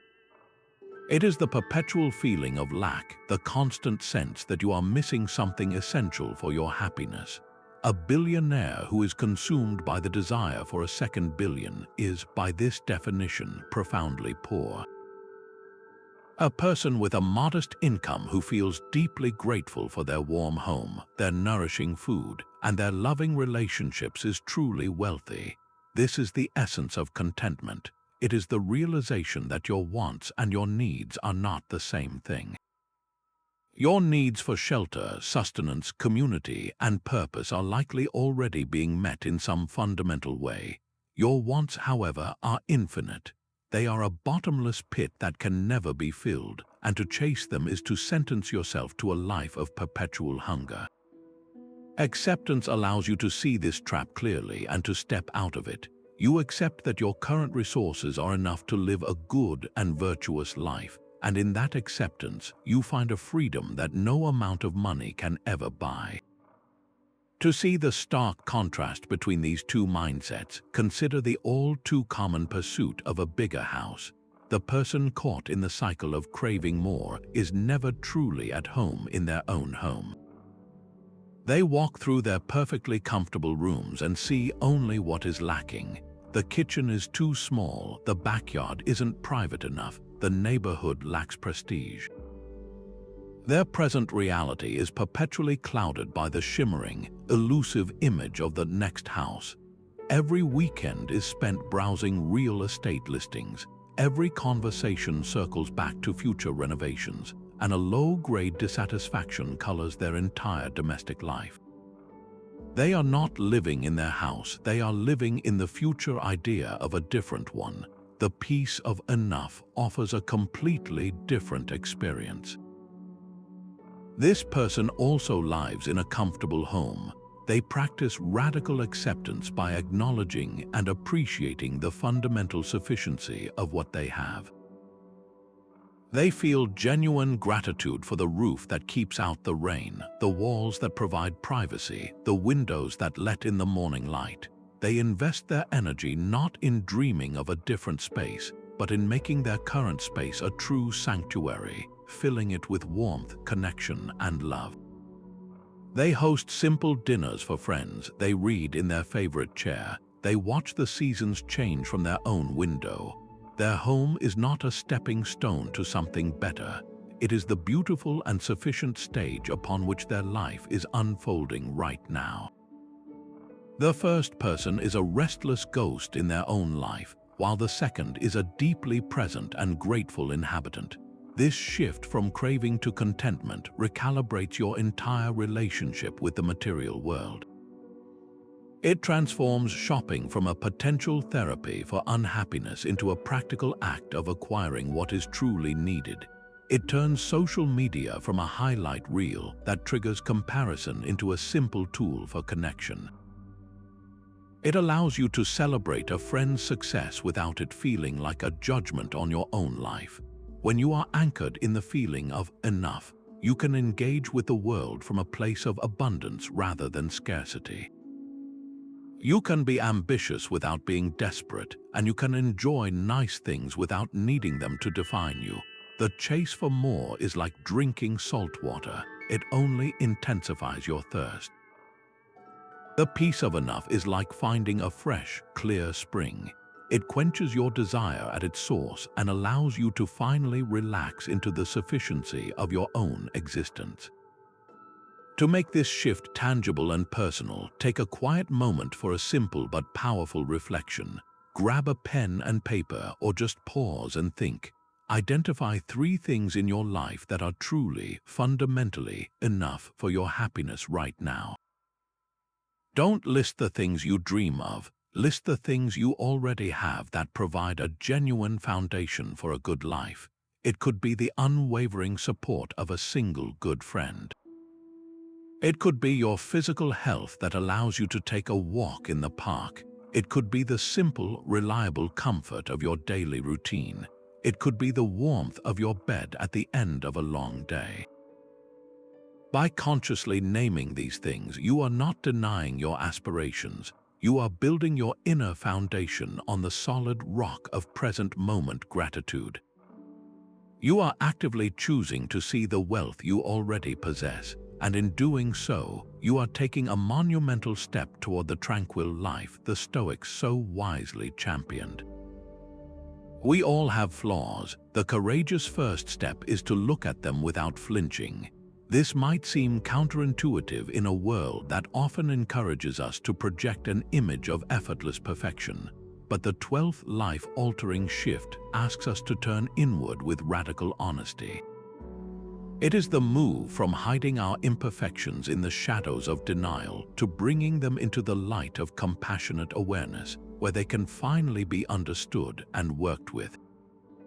This is not an exercise in self-flagellation or a license for self-criticism. In fact, it is the exact opposite. Hiding a flaw requires a tremendous amount of mental energy, the energy of vigilance, of crafting a persona, of fearing exposure. When we radically accept that we have these rough edges, we instantly free up that captive energy and can redirect it toward the actual work of improvement. Self-acceptance is not the destination. It is the essential launching pad for all genuine and lasting self-improvement.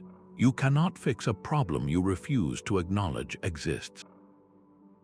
The Stoics understood this profound link between clear-eyed acceptance and virtuous growth better than almost anyone. They built their entire philosophy on the foundation of self-knowledge, believing that to live in accordance with nature, we must first have an accurate understanding of our own. This commitment to unvarnished self-awareness was institutionalized in the Stoic practice of the nightly review. At the end of each day, a practicing Stoic would set aside quiet time to mentally walk back through their actions, words, and even their thoughts.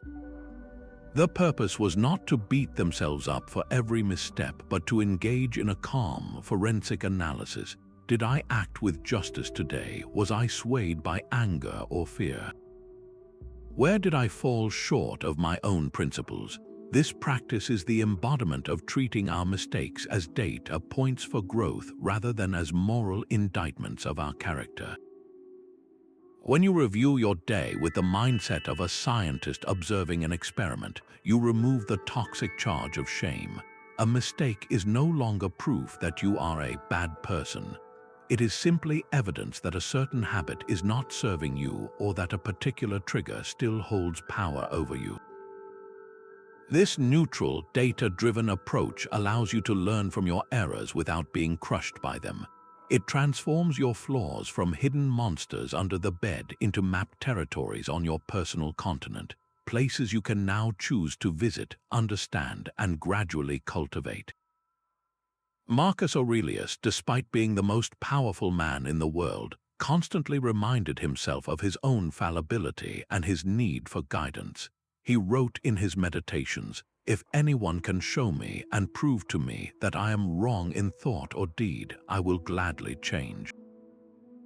I seek the truth which never yet hurt anybody. It is only persistence in self-delusion and ignorance which does harm."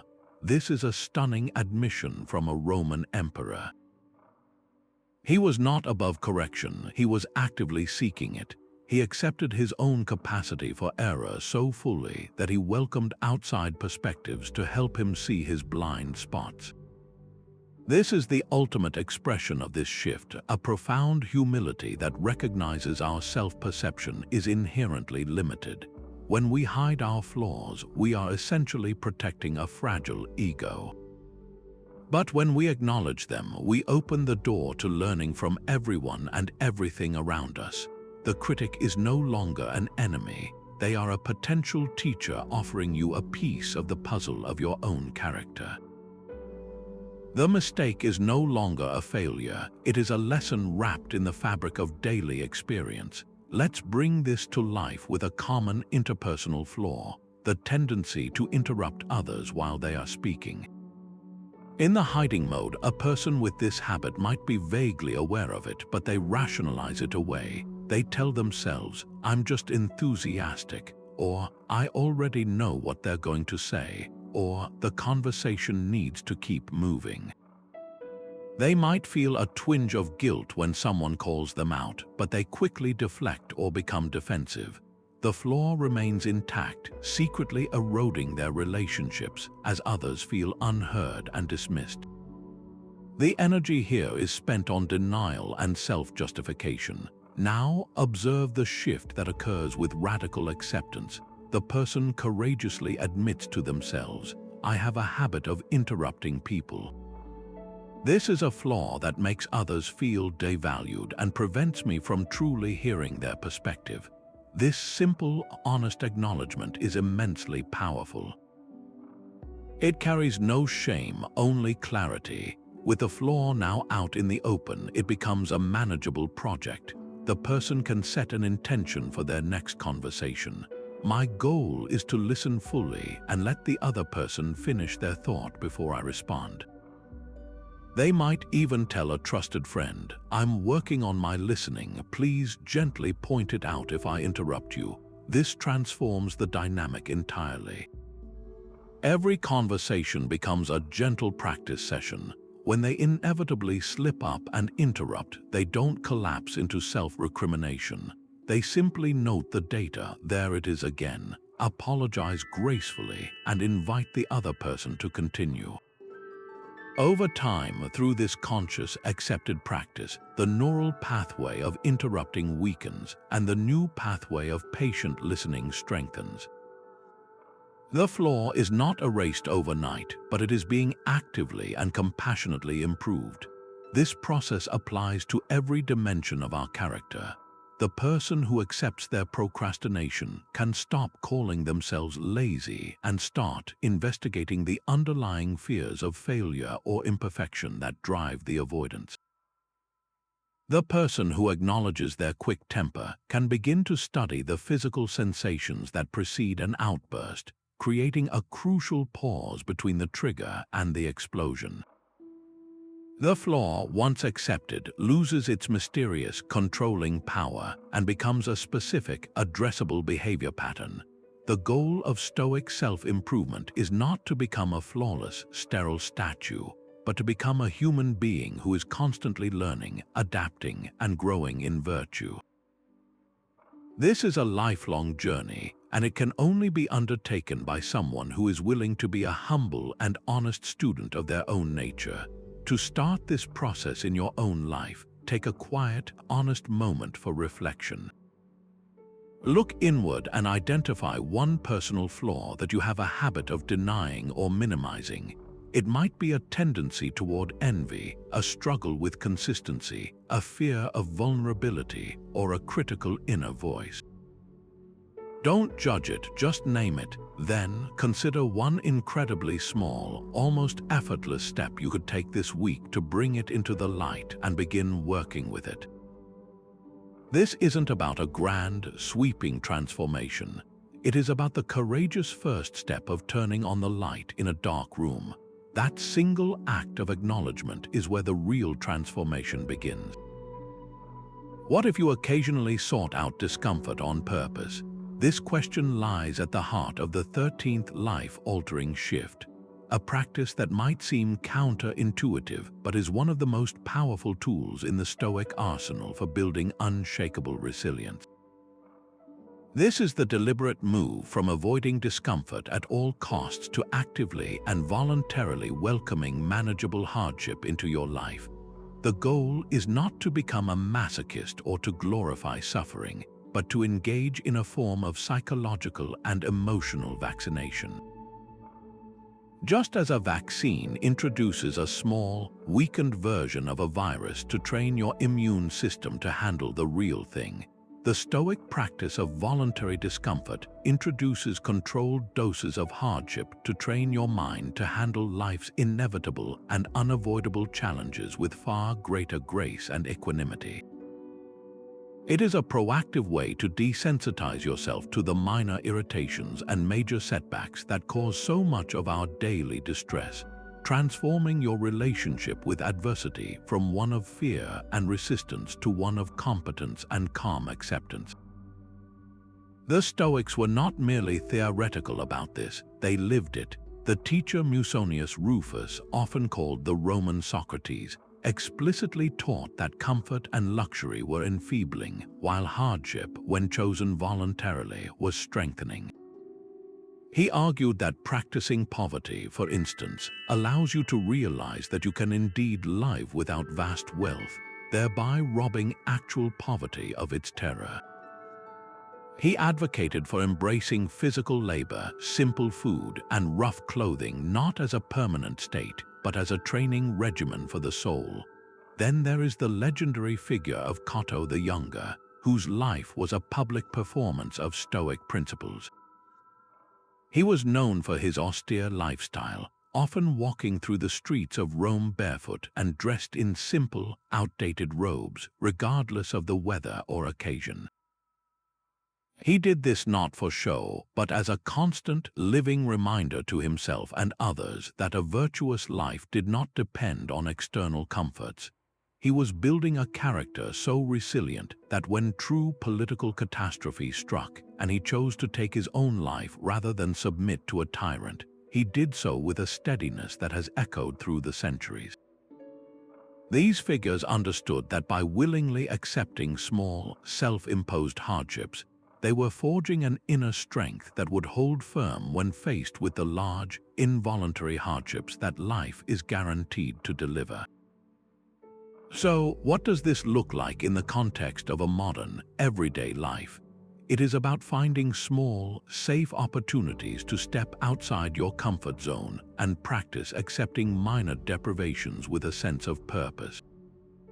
A powerful and accessible example is the simple act of taking a cold shower. The instinctive, comfort-seeking mind recoils at the very idea. It invents a dozen reasons why a warm shower is better, easier, and more pleasant. But when you choose to turn the dial to cold for the final 30 seconds, you are engaging in a micro-training session for your will. The initial shock is a miniature version of any unexpected bad news.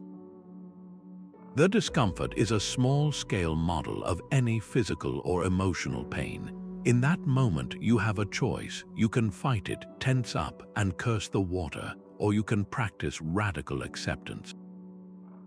You can take a deep breath, relax your body into the cold, and simply observe the sensation without adding a layer of mental resistance.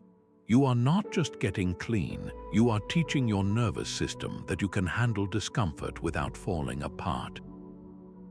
You are proving to yourself that you have agency even in an unpleasant situation. When you step out, you feel not only invigorated but also empowered, carrying the quiet confidence that you can voluntarily face down something difficult. Another potent practice is voluntary fasting, even if just for a single meal.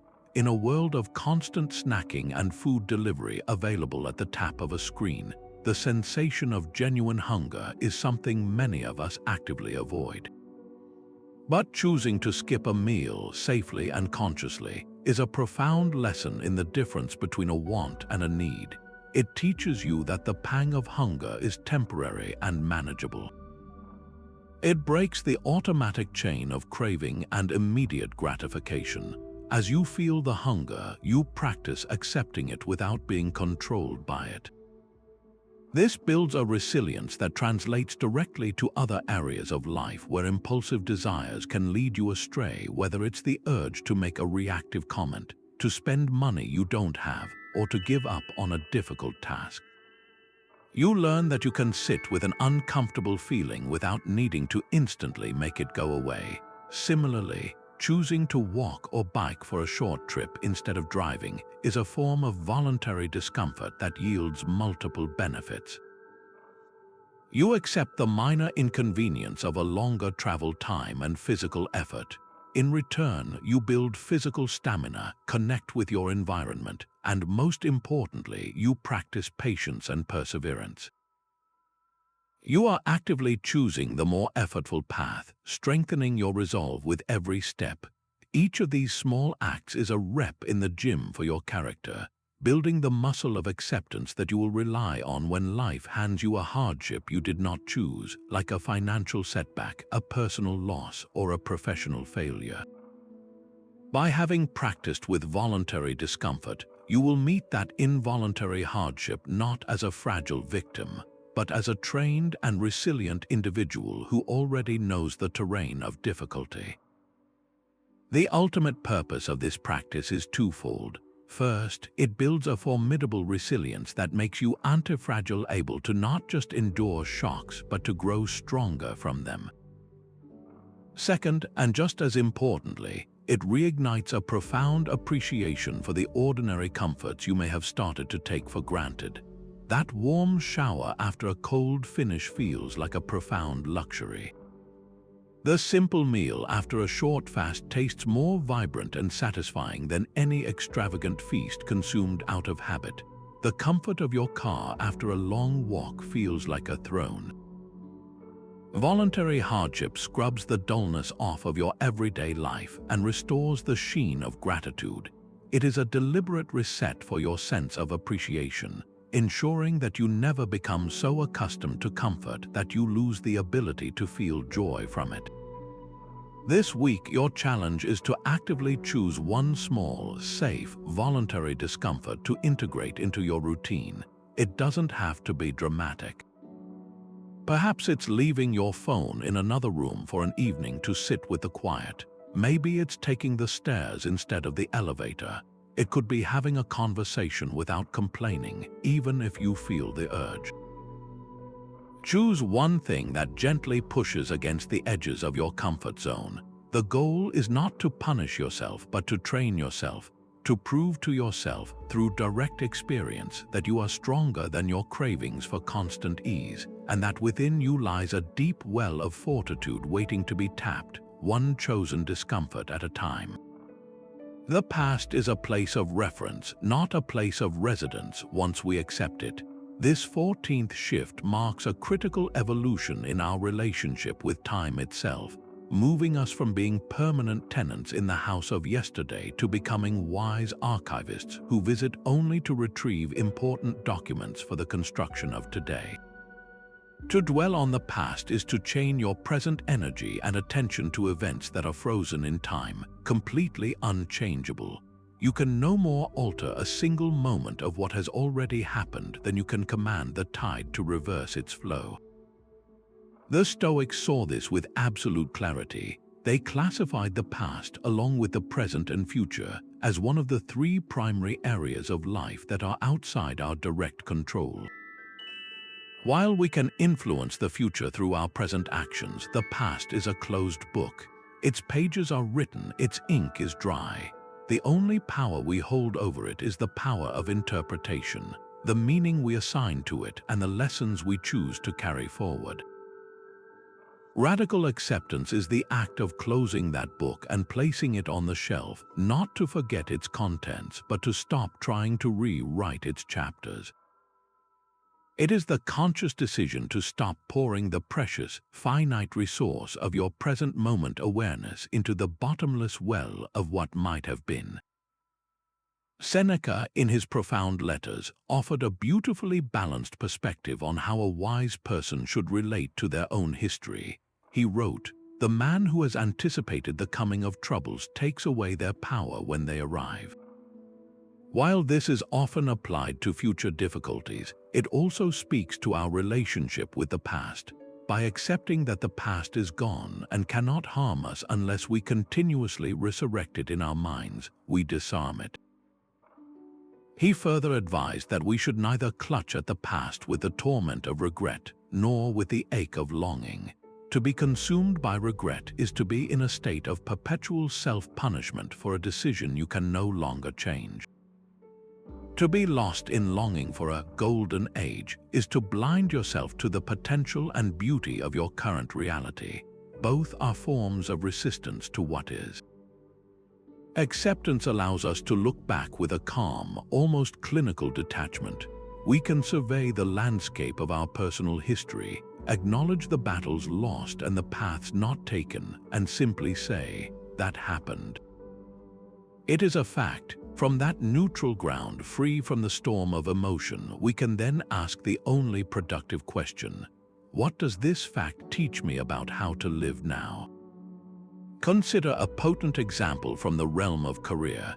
Imagine someone who 5 years ago made a disastrous career move.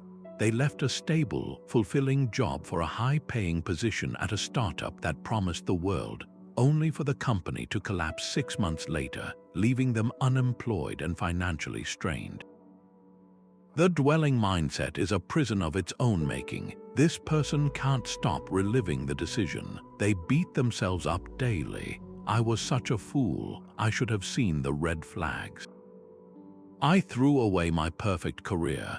They mentally replay the resignation conversation, the early excitement, and the eventual collapse. Their present is colored by a constant sense of failure and loss. They might even shy away from new opportunities, fearing a repeat of the same mistake. Their past has become a life sentence, and they are both the prisoner and the warden. Now observe the transformative power of integrating the lesson. This person practices radical acceptance. They acknowledge the full reality. "I made a decision based on the information and desires I had at the time. It did not work out, the company failed, and I experienced a significant setback. There is no sugar-coating, but there is also no self-flagellation." It is a simple statement of fact. From this clear-eyed place, they can then mine the past for its hidden wisdom. They ask, "What did I learn?" The lessons might be profound. "I learned that I value job security and a positive culture more than a potentially high salary."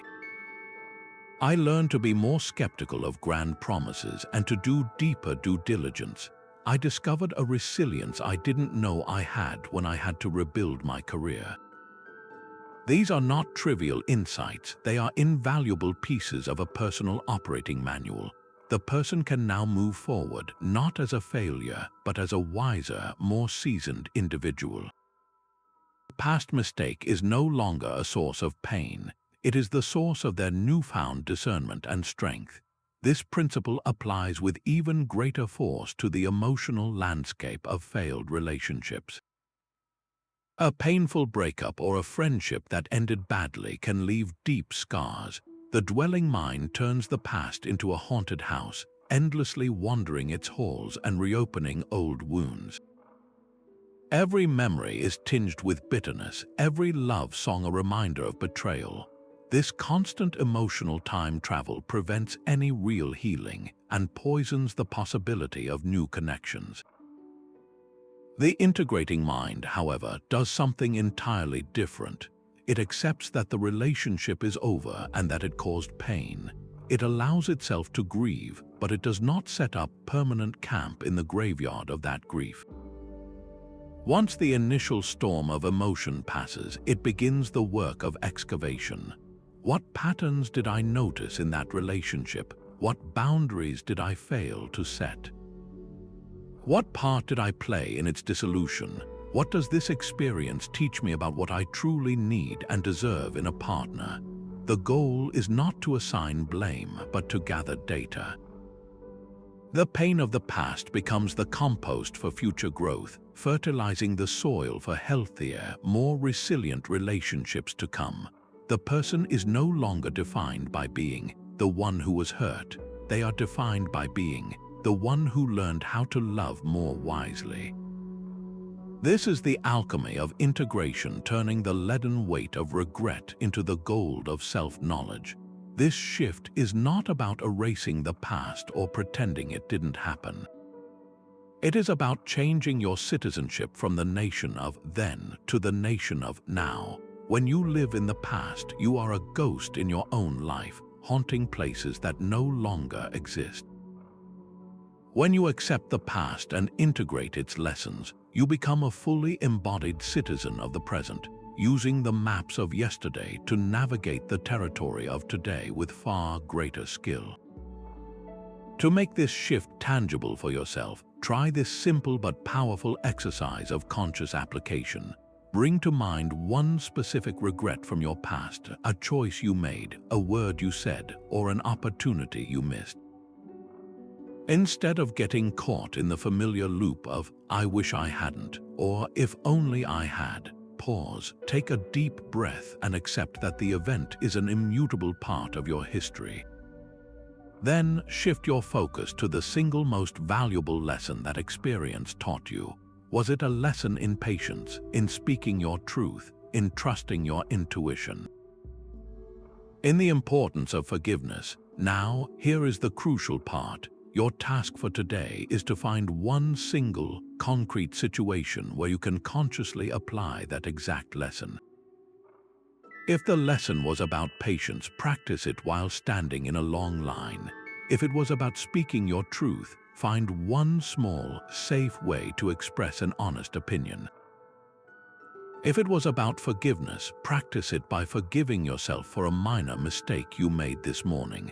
By actively using the lesson today, you are performing a powerful ritual of integration. You are proving to yourself that the past was not a waste, it was a teacher, and in doing so, you transform your history from a prison into a library, a quiet place you can visit for wisdom, but never again a place you are condemned to live. Stop waiting for the perfect moment. It does not exist. The perfect moment is now. This 15th shift cuts through one of the most common and paralyzing habits of the human mind, the belief that we need a specific set of ideal circumstances before we can begin to live virtuously, pursue a goal, or make a meaningful change. We tell ourselves we will start that business when we have more savings. We will have that difficult conversation when the other person is in a better mood. We will begin our fitness journey when we finally sign up for that gym membership. This endless deferral of action is a subtle form of resistance to the present reality. It is a refusal to accept the messy, imperfect, and fully sufficient raw materials of the current moment. The Stoic call to action is urgent and unequivocal. You are not called to be virtuous in some hypothetical future when everything is aligned. You are called to be virtuous right here, right now, with the resources and circumstances currently at your disposal.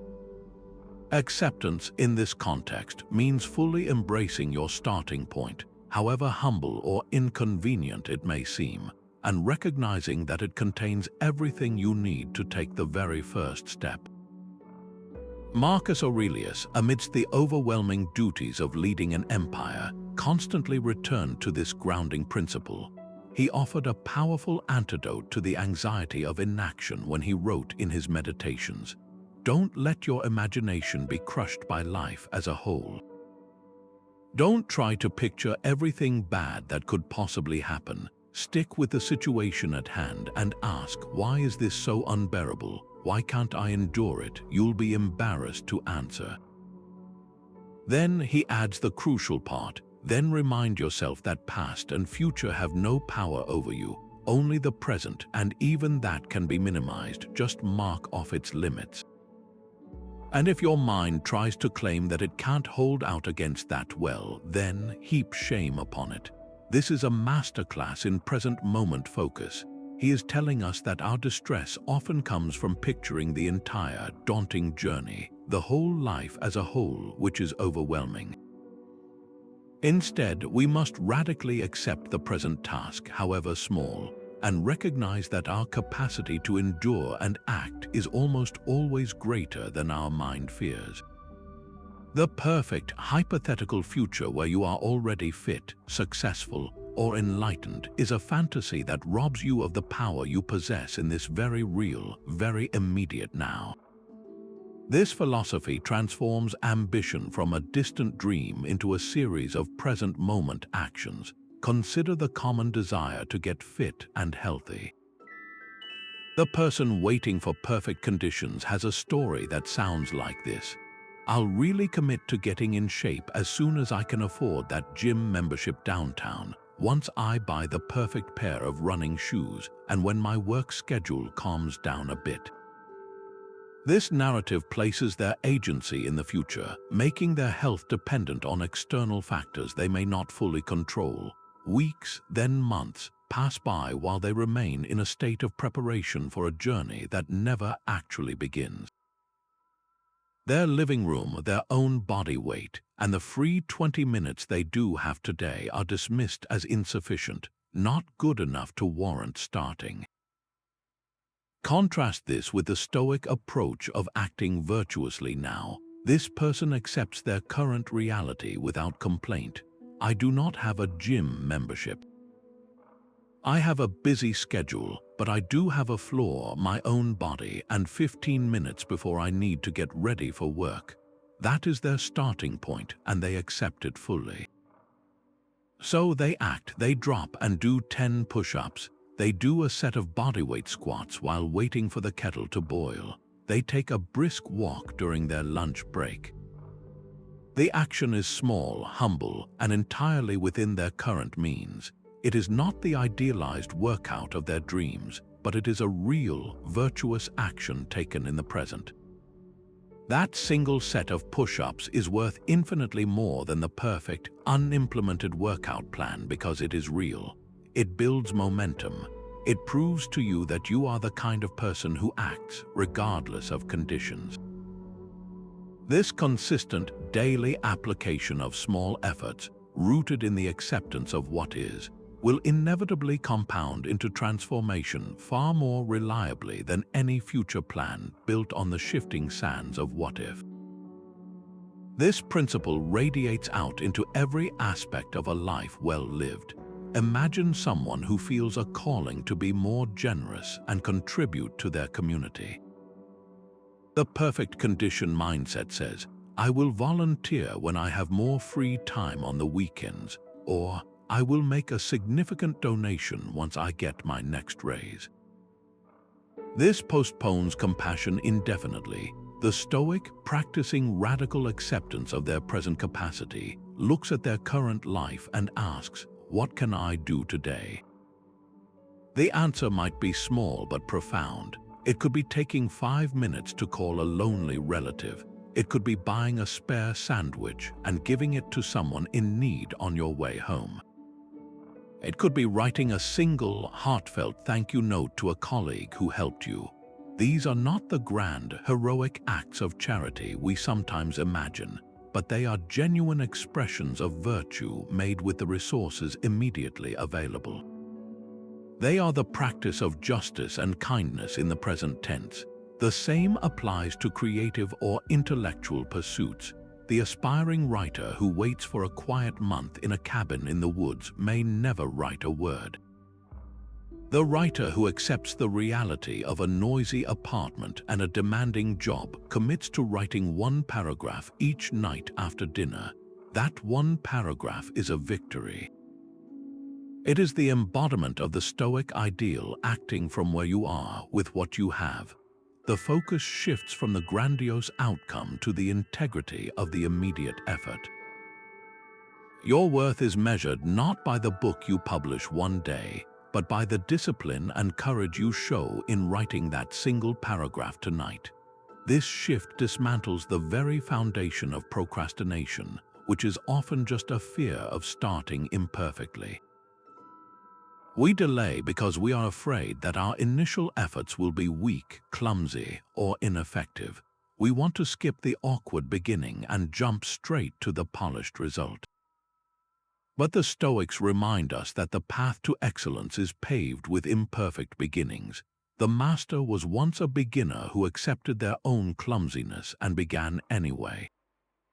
The goal is not to be perfect from the start. The goal is to act with virtue now, which means to act with courage, with diligence, and with a commitment to doing your best with the tools you currently hold. By accepting that your first steps will be wobbly, you free yourself to take them. The perfect conditions are a mirage. The only real terrain is the ground beneath your feet at this very moment. To make this shift visceral and personal, bring your awareness to 1 virtuous action you have been postponing. It might be apologizing to someone you wronged, starting a project you care about, or simply organizing a single drawer that causes you daily irritation. Do not get lost in planning the entire project. Radically accept your present moment and identify the absolute smallest, simplest first step you could take within the next 5 minutes. The goal is not to finish the task, the goal is to start it. To take that first action is to declare your independence from the tyranny of perfect conditions.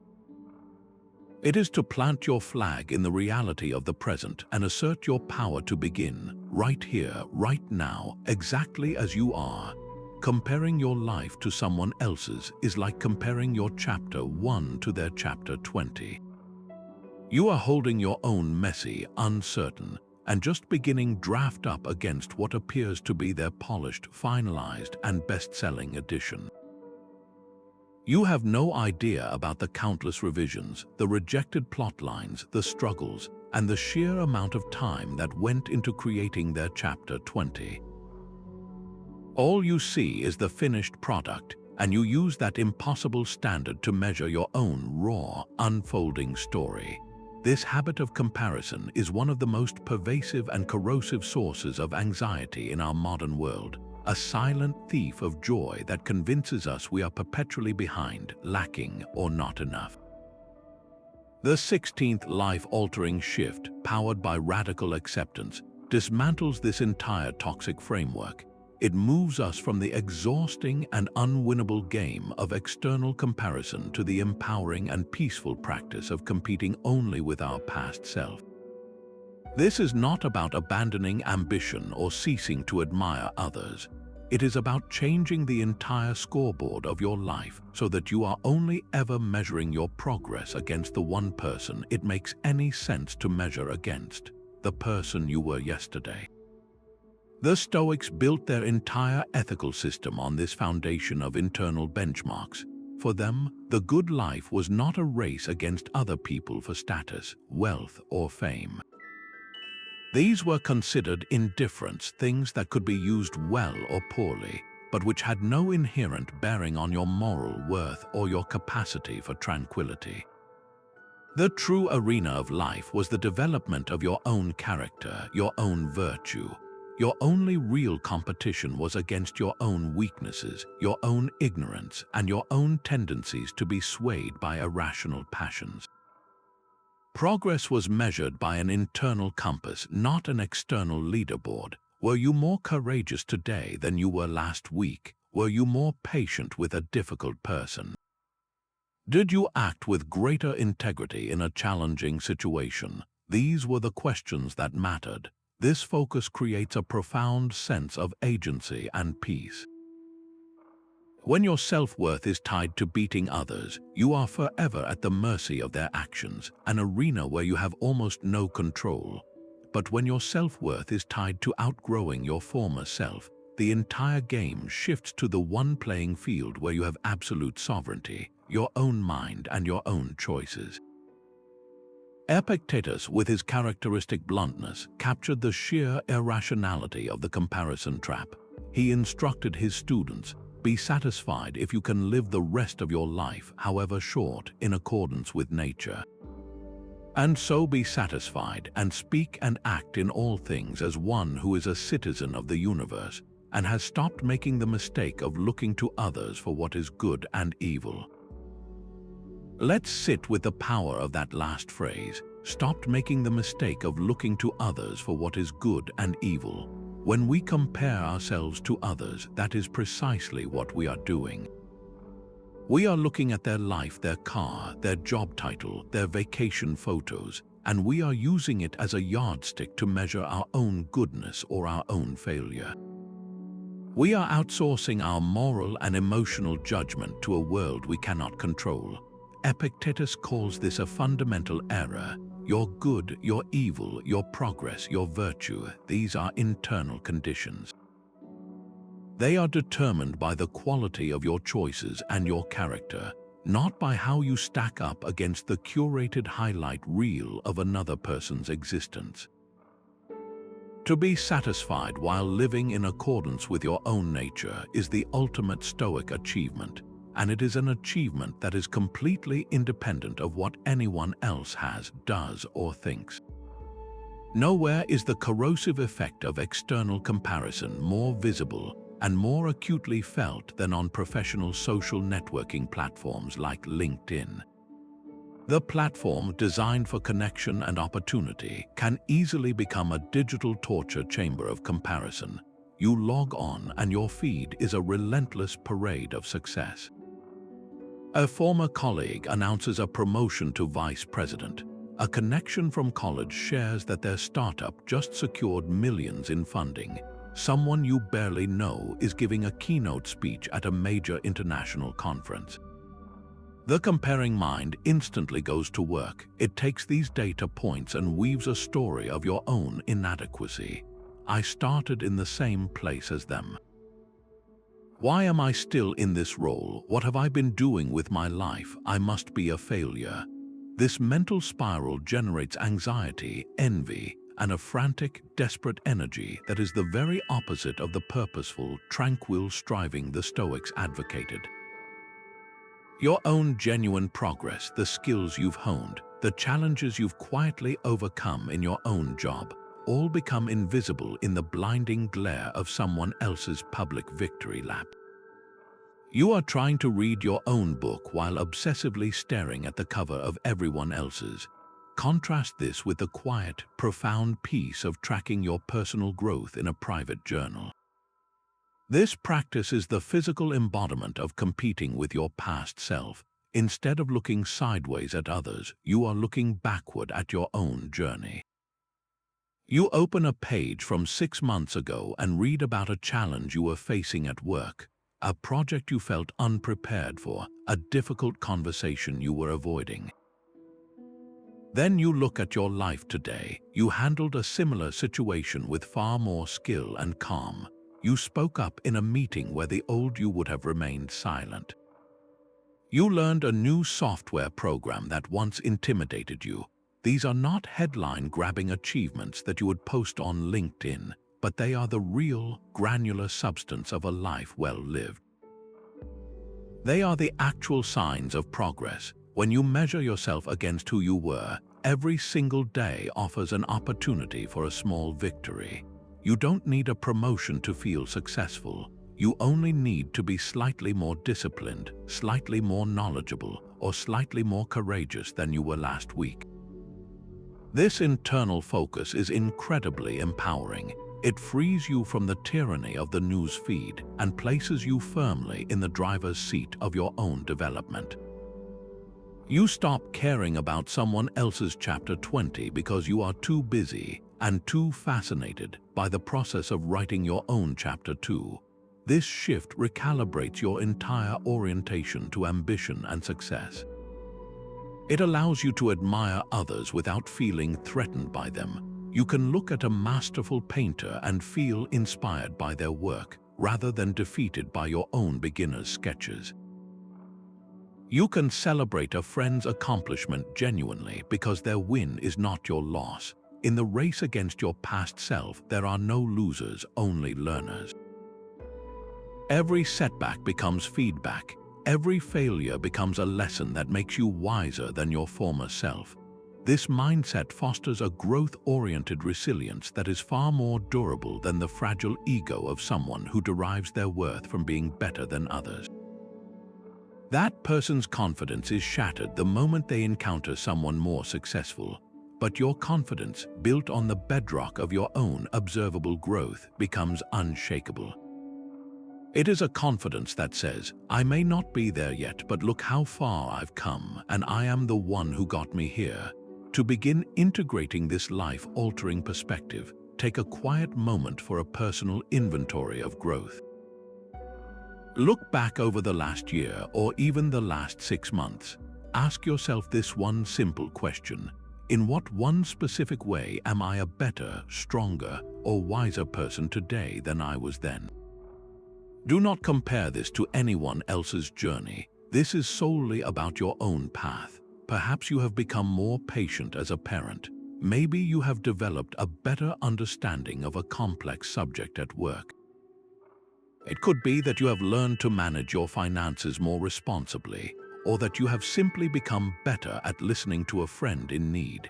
Identify that one area of personal improvement and allow yourself to feel a genuine sense of pride in it. That feeling is the antidote to comparison. It is the proof that you are already winning the only race that truly matters, the race to become the best possible version of yourself. Righteous anger often burns out the very energy needed to make a difference. It feels powerful and justified in the moment, a fiery conviction that something is wrong and must be set right. Yet this very fire, if left unchecked, consumes the fuel of our focus, our patience, and our strategic thinking, leaving us with little more than the ashes of our own outrage. This 17th shift is a critical evolution in our engagement with the world's imperfections. It is not a call to apathy or a suggestion that we should ignore wrongdoing. On the contrary, it is a call to a far more potent and sustainable form of engagement. The Stoics made a crucial distinction between a passion, like blind rage, and a reasoned, virtuous action. A passion is a reactive, overwhelming emotion that hijacks our judgment. It is a storm that tosses the ship, making it impossible to steer. A reasoned action, however, is a choice made from a place of clarity and principle. It is the steady hand on the tiller guiding the ship through the storm. Radical acceptance is what allows us to make this shift. It is the practice of accepting the world as it is, with all its flaws and injustices, not because we approve of them, but because we cannot effectively change a reality we are busy denying or raging against. By accepting that injustice exists, we stop being shocked and appalled into paralysis and can instead channel our moral concern into a clear-eyed, deliberate plan of action. The Roman philosopher Seneca, in his brilliant and detailed work on anger, dissected this emotion with the precision of a doctor diagnosing a deadly illness. He saw anger as a temporary madness, a force that corrupts our very capacity for reason, which is our greatest human gift. He wrote, "No plague has cost the human race more dear than anger." And in a passage that cuts to the heart of its ineffectiveness, he observed, "Anger is altogether unbalanced and frenzied. It is therefore very far from being powerful, since power is a balanced and controlled force." This is the core of the Stoic argument. True power is not found in the red-faced, fist-pounding outburst. True power is found in the calm, unwavering voice that speaks truth. It is found in the persistent, strategic effort that outlasts the flash of temper. Anger, by its very nature, is unbalanced. It seeks immediate, often destructive, catharsis rather than long-term, constructive solutions. It wants to punish, to lash out, to make a scene. Justice, however, is a patient and meticulous craft. It requires gathering evidence, building coalitions, persuading the undecided, and navigating complex systems, all tasks that are impossible for a mind clouded by the brief madness of rage. Acceptance gives us the emotional stability to do this difficult work. It allows us to see the injustice clearly, without our vision being blurred by the heat of our own reaction. Let's bring this principle to life with a tangible, community-level example. Imagine a local park that has become unsafe due to neglect, litter, and broken equipment. The angry, reactive response is visceral. A resident sees the state of the park and feels a surge of fury at the city's incompetence. They might go to a community meeting and deliver a passionate, scathing speech, blaming officials and shaming their neighbors for apathy. They leave feeling righteous, but the officials become defensive, the neighbors feel alienated, and the park remains unchanged. The anger, while understandable, has burned bridges and consumed energy without producing a result. Now consider the calm, effective path of action born from acceptance. The resident accepts the reality. The park is in a bad state. This is the current situation. They do not waste energy on the fruitless question, "Why is this so unfair?" Instead, they ask the practical question, "What can be done?" They channel their concern into a clear-headed strategy.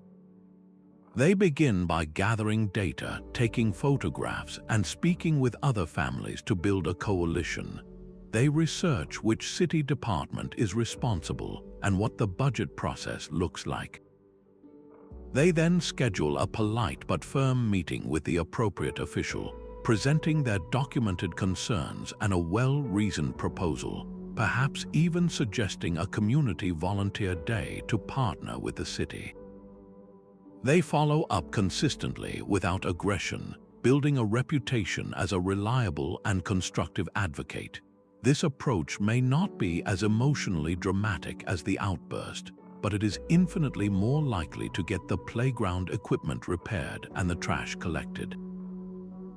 The acceptance of the problem without being consumed by anger about the problem is what freed this person to become an effective agent of change. This shift is not about becoming passive, it is about becoming strategic. It recognizes that the most enduring changes are rarely born from explosions of temper, but from the steady, persistent pressure of dedicated individuals who have mastered their own inner turmoil. The civil rights movement, for instance, was profoundly disciplined in its non-violence.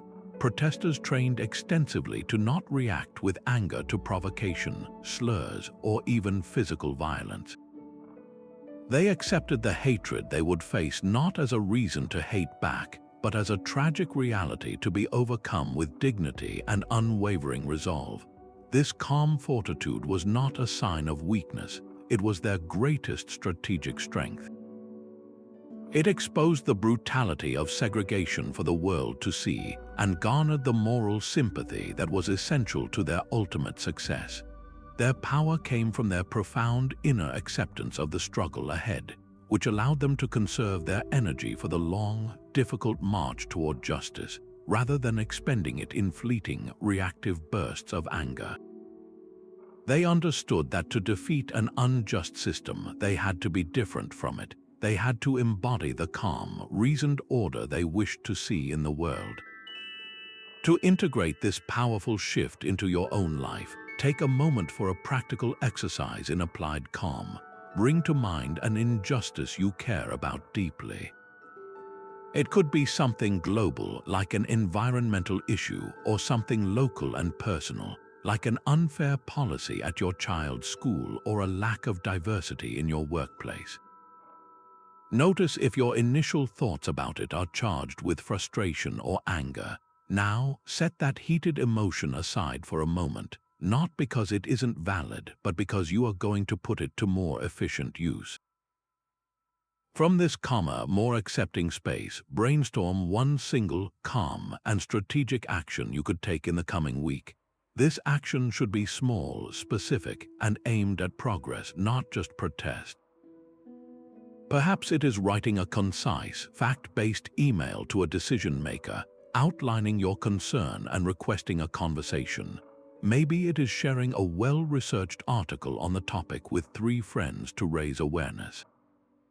It could be volunteering for 1 hour with an organization that is already doing effective work on the issue. The key is that the action is chosen from a place of focused intention, not reactive fury. By taking this one step, you are training your mind to see itself not as a victim of injustice, but as a calm, capable architect of change. You are proving that the most powerful response to the world's flaws is not a hotter fire, but a sharper, more deliberate tool. The acceptance of your mortality is the key that unlocks a truly meaningful life. This 18th shift is perhaps the most profound of all, the ultimate application of radical acceptance that transforms our entire orientation to existence itself. We live in a culture that largely treats death as a morbid, terrifying taboo, a distant event to be ignored for as long as possible. This denial, however, casts a long shadow over our days, creating a low-grade anxiety that manifests as procrastination, trivial conflicts, and a life lived on autopilot, always waiting for some future moment when we will finally start really living. The Stoic practice of Memento Mori, the deliberate remembrance of death, flips this entire dynamic on its head. It is not a morbid obsession with the end, but a vibrant, urgent celebration of the now. By consciously and regularly acknowledging the simple, non-negotiable fact that your time is limited, you perform a kind of mental alchemy. The finite nature of life ceases to be a source of fear and instead becomes the very catalyst that infuses every single moment with immense value and purpose. The limit is not your enemy, it is the frame that gives the painting its significance. Without the frame, the paint would simply bleed out into an endless, meaningless expanse. Your mortality is that frame, giving beautiful, sharp definition to the portrait of your life. Marcus Aurelius, who ruled an empire constantly shadowed by war and plague, returned to this theme again and again in his private writings, using it as a compass to orient his actions. He offered a piercing insight that cuts to the heart of our misplaced fears, writing, "It is not death that a man should fear, but he should fear never beginning to live." Let the weight of that statement settle in your mind. The real tragedy is not the ending of life, but the failure to ever fully inhabit it while we have it. Death itself is a natural process, a single moment, but a life lived in a state of sleepwalking, a life deferred, a life spent chasing hollow validation or clinging to resentments, that is a perpetual, ongoing death of the spirit.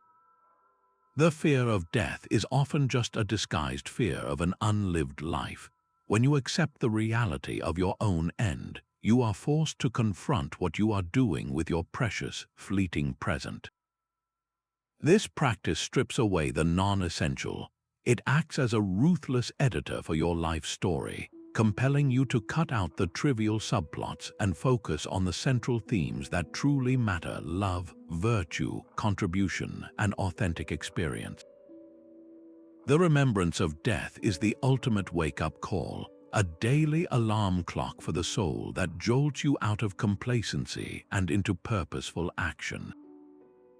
We can see the transformative power of this acceptance in the stories of countless individuals who have faced a direct brush with their own mortality. Consider someone who receives a serious, life-altering medical diagnosis. In the initial shock, their entire worldview can shatter. The future they had taken for granted suddenly vanishes, and they are left standing in the stark light of the present. The old priorities, the pursuit of a bigger title, the accumulation of more possessions, the holding of petty grudges, can instantly seem absurd and hollow. This confrontation with finitude, while terrifying, often triggers a profound reordering of what matters. A person in this situation might radically shift their life. They stop working 70-hour weeks and start having long, slow dinners with their family, truly listening to their children's stories. They finally book that trip they've been dreaming of for a decade, not as a future fantasy, but as a present reality. They pick up the phone and mend a broken friendship they were too proud to fix before. They start writing that novel, learning that instrument, or simply sitting in the park to feel the sun on their face. Activities they had always postponed for a someday that they now realize is not guaranteed. The diagnosis didn't give them less time, it gave them clearer vision. It forced them to accept the limit, and in doing so, it showed them how to live within that limit with more intensity, love, and purpose than they ever had when they believed their time was infinite. This shift is available to every single one of us, right now, without waiting for a crisis to force our hand. The practice of Memento Mori is a voluntary inoculation against a life of quiet regret. It is the conscious decision to live with the end in mind, not as a shadow, but as a guiding star. When you internalize that this conversation, this project, this sunset, or this quiet morning coffee could be one of your last, a profound clarity descends. The minor frustrations of a traffic jam lose their power to ruin your mood. The fear of what others might think loses its grip on your decisions. The courage to speak your truth, to love deeply, to take a creative risk, all of this becomes not just easier, but imperative. You begin to treat your relationships as the temporary, precious gifts they are, leading to more forgiveness and deeper presence. You approach your work not as a mere job, but as a vessel for your unique contribution to the world. Life stops being a problem to be solved and starts being a beautiful, urgent, and fleeting experience to be savored. This is the great paradox of Memento Mori. By remembering that you will die, you learn how to truly live. To bring this from a philosophical concept into the reality of your own life, I want you to sit with one of the most powerful questions you can ever ask yourself. Do not answer it quickly. Close your eyes for a moment and let it resonate in the quiet space of your mind. If you knew with absolute certainty that you would die 1 year from today, what is the one thing you would start doing differently immediately? And just as importantly, what is the one thing you would stop doing? The answers that arise are not about your death. They are a direct message from your most authentic self about how you are meant to be living right now. That message is the compass. Your choice to follow it is the first step on the path to a life of fearless and meaningful engagement. Human beings crave certainty, but life is fundamentally uncertain. Acceptance of this is our anchor. Our minds are prediction engines, constantly trying to map the future in a desperate attempt to feel safe and in control. We want guarantees for our relationships, our careers, our health, and our happiness. We treat life like a contract, expecting it to deliver the specific outcomes we have meticulously imagined. But life doesn't sign contracts. It is a river of constant change and unpredictable currents. The 19th life-altering shift asks us to stop fighting this inherent unpredictability and to instead build our resilience and courage upon the solid ground of this very truth. When we radically accept that the future is, by its nature, unknown, we stop wasting our precious present moment energy on the impossible task of forcing it into a predetermined shape. We exchange the exhausting burden of needing to know for the liberating practice of being able to handle whatever comes. This is not a passive surrender to chaos. It is an active and strategic preparation for complexity. It is the difference between a sailor who demands the sea be calm and a sailor who learns to skillfully sail in any weather. One is perpetually frustrated and afraid, while the other is confident, adaptable, and free to explore the vast ocean of possibility. The Stoics developed a powerful mental exercise specifically to cultivate this capacity for embracing the unknown, a practice known as premeditatio malorum, the premeditation of evils or misfortunes. It sounds grim at first glance, but its purpose is profoundly liberating. This is not about pessimism or dwelling on negative outcomes. It is about inoculation through imagination. Seneca, a master of this technique, advised in his letters to regularly contemplate potential setbacks and losses. He suggested that we should foresee and rehearse in our minds all the possible ways things could go wrong. Why would anyone do this? The genius of the practice lies in its effect on our psychology. When you vividly imagine a feared outcome, losing your job, a project failing, a relationship ending, you accomplish two crucial things. First, you desensitize yourself to the shock and terror of that event. By visiting the possibility in your mind voluntarily, you rob the actual event of its element of surprise and its power to paralyze you. It becomes a scenario you have already navigated mentally, making you far more resilient if it ever occurs in reality. Second, and perhaps more importantly, this mental rehearsal forces you to realize that you could, in fact, endure it. You confront the worst-case scenario and see yourself surviving, adapting, and even finding a path forward. This realization is incredibly empowering. It proves to you that your ability to cope is far greater than your fear of the unknown had led you to believe. You move from a state of dread about what if to a state of preparedness for even if. Let's apply this shift to a universal source of modern anxiety, the job search. The mindset that craves certainty approaches this process with a knot in its stomach. Every application sent is followed by an agonizing wait. Every interview is a high-stakes performance where the candidate's entire sense of self-worth feels tied to a single yes or no from a stranger. The uncertainty of not knowing if you'll get the job, when you'll hear back, or why you were rejected becomes a source of constant mental torment. Your mind spins in loops, trying to decipher cryptic emails and read meaning into every silence. This approach drains your confidence and makes the entire process feel like a series of personal verdicts on your value. Now, observe the transformative power of embracing the unknown through a Stoic lens. You begin by accepting the fundamental truth you cannot control, the final hiring decision. You do not know who the other candidates are, the internal politics of the company, or the specific whims of the hiring manager. These are all unknown variables. By accepting this, you instantly free up immense mental energy. You then redirect that energy with laser focus to your sphere of control. You can control the quality and thoughtfulness of each application you send.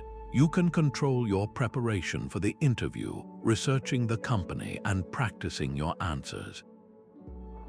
You can control your follow-up, sending a polite and professional thank you note. You can control your networking efforts, reaching out to connections for advice and referrals. The entire experience transforms from a stressful waiting game into a series of purposeful, manageable actions. You are no longer a passive supplicant hoping for a yes. You are an active agent honing your skills and expanding your opportunities, regardless of the outcome of any single application. The uncertainty of the result becomes the backdrop against which you demonstrate your professionalism and resilience, not a monster that haunts your every waking moment. This practice of embracing ambiguity extends to every corner of a life well lived. Consider the uncertainty in a romantic relationship.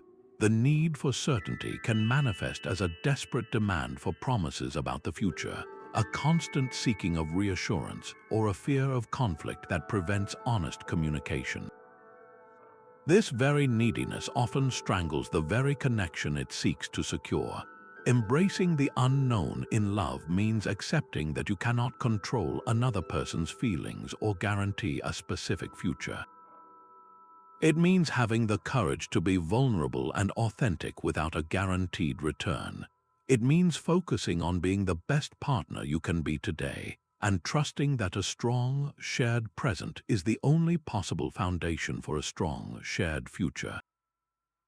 The same principle applies to creative endeavors.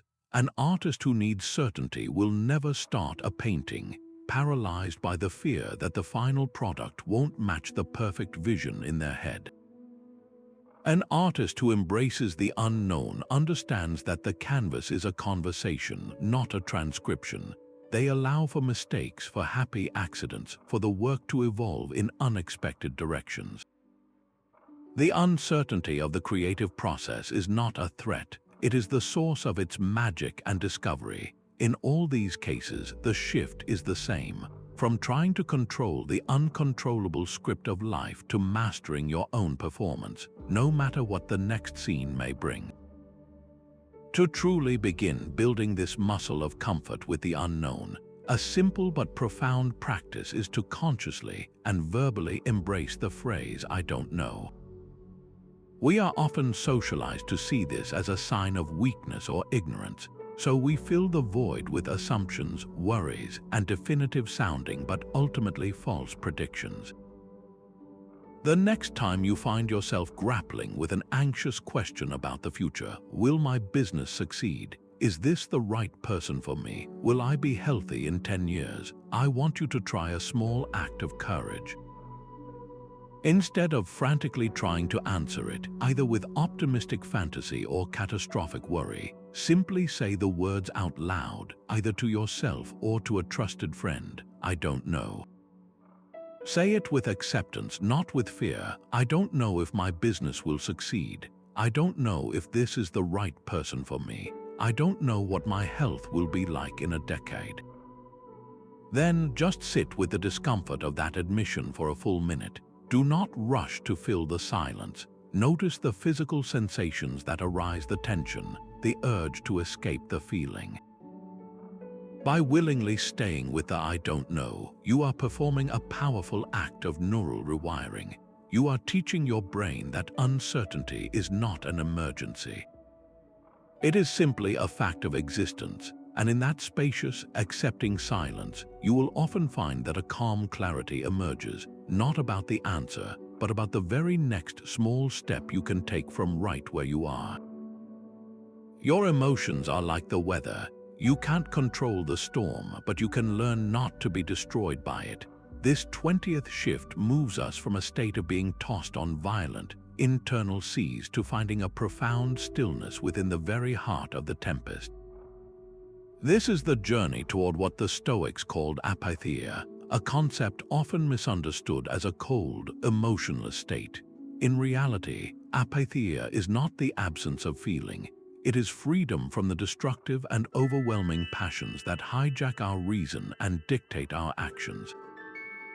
It is the cultivated ability to experience an emotion fully without becoming its prisoner.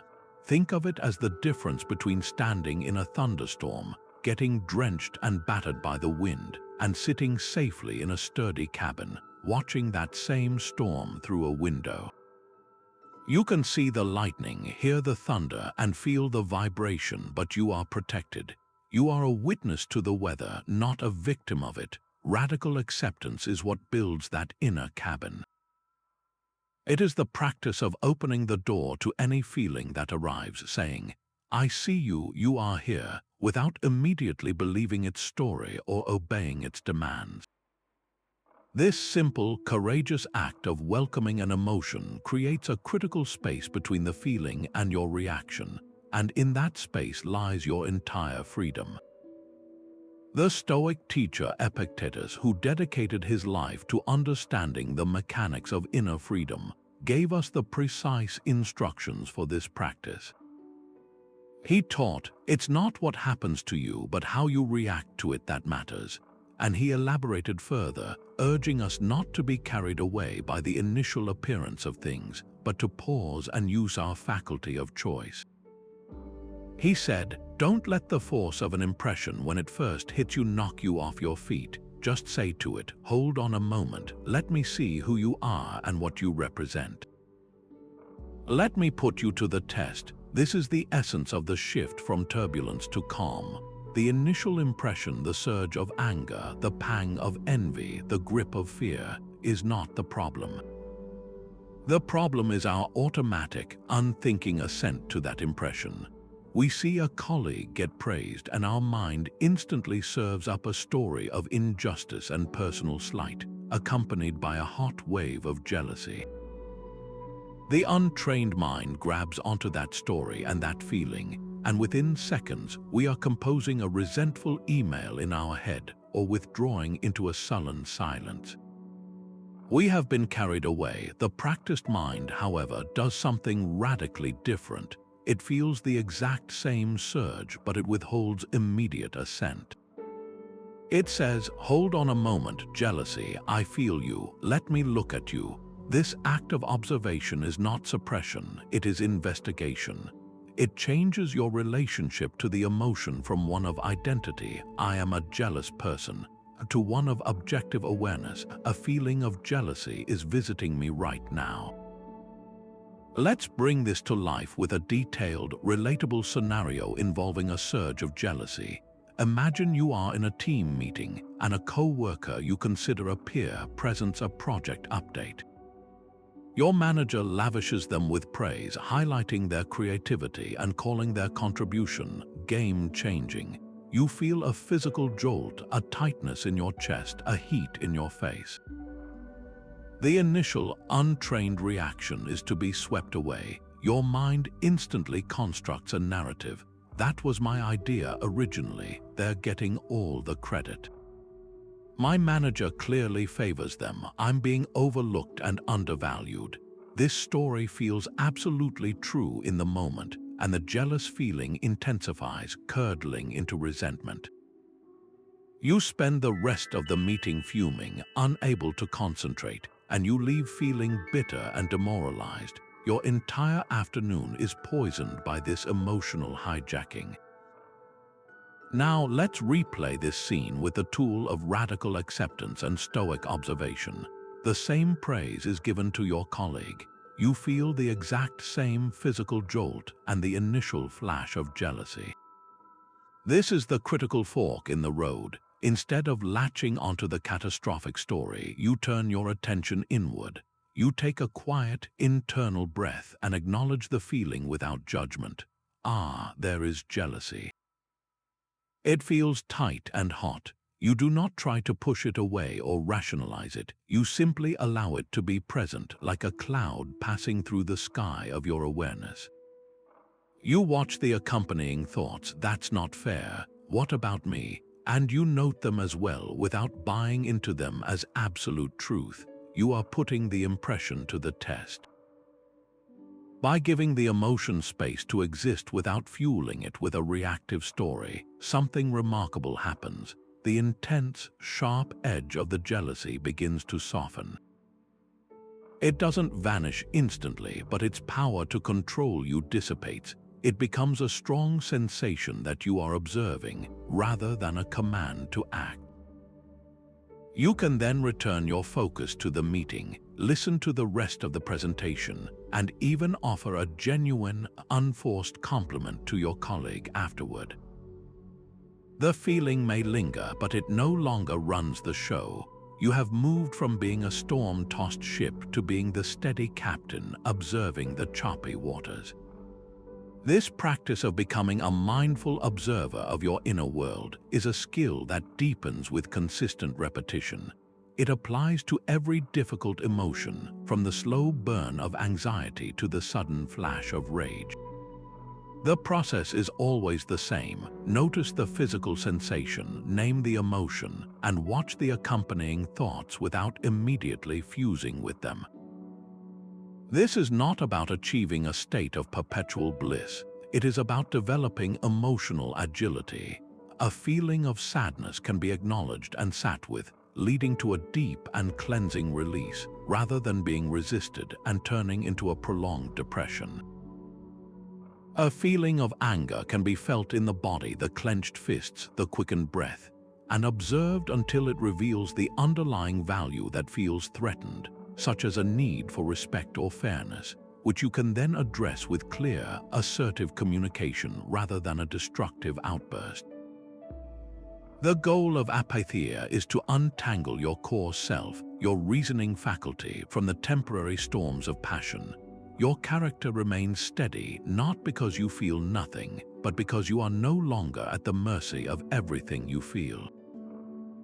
This inner calm is not a dull flat line. It is a profound and resilient peace that allows you to engage with the full spectrum of human experience with wisdom, compassion, and unshakable clarity.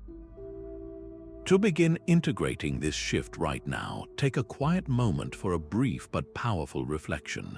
Cast your mind back over the last day or two and identify one strong emotion you experienced. It could have been frustration in traffic, anxiety before a meeting, or a moment of intense joy. Now replay that moment in your mind, but this time focus not on the event that triggered it, but on the emotion itself. What did it feel like in your body? Where was it located? What was its texture, its temperature? Did it come in a wave or as a constant pressure? And most importantly, simply observe that memory of the feeling without judgment.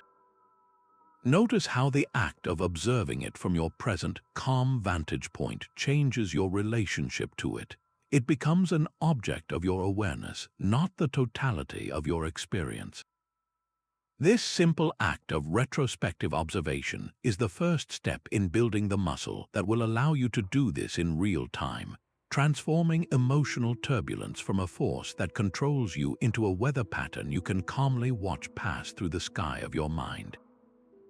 Are you busy or are you productive? Acceptance of your limits forces this crucial distinction. In a world that glorifies being constantly swamped, where a packed calendar is often worn as a badge of honor, we can easily mistake frantic motion for meaningful progress. We race from meeting to meeting, clear a bloated inbox, and tick off dozens of minor tasks, collapsing into bed each night feeling utterly drained, yet somehow strangely unfulfilled.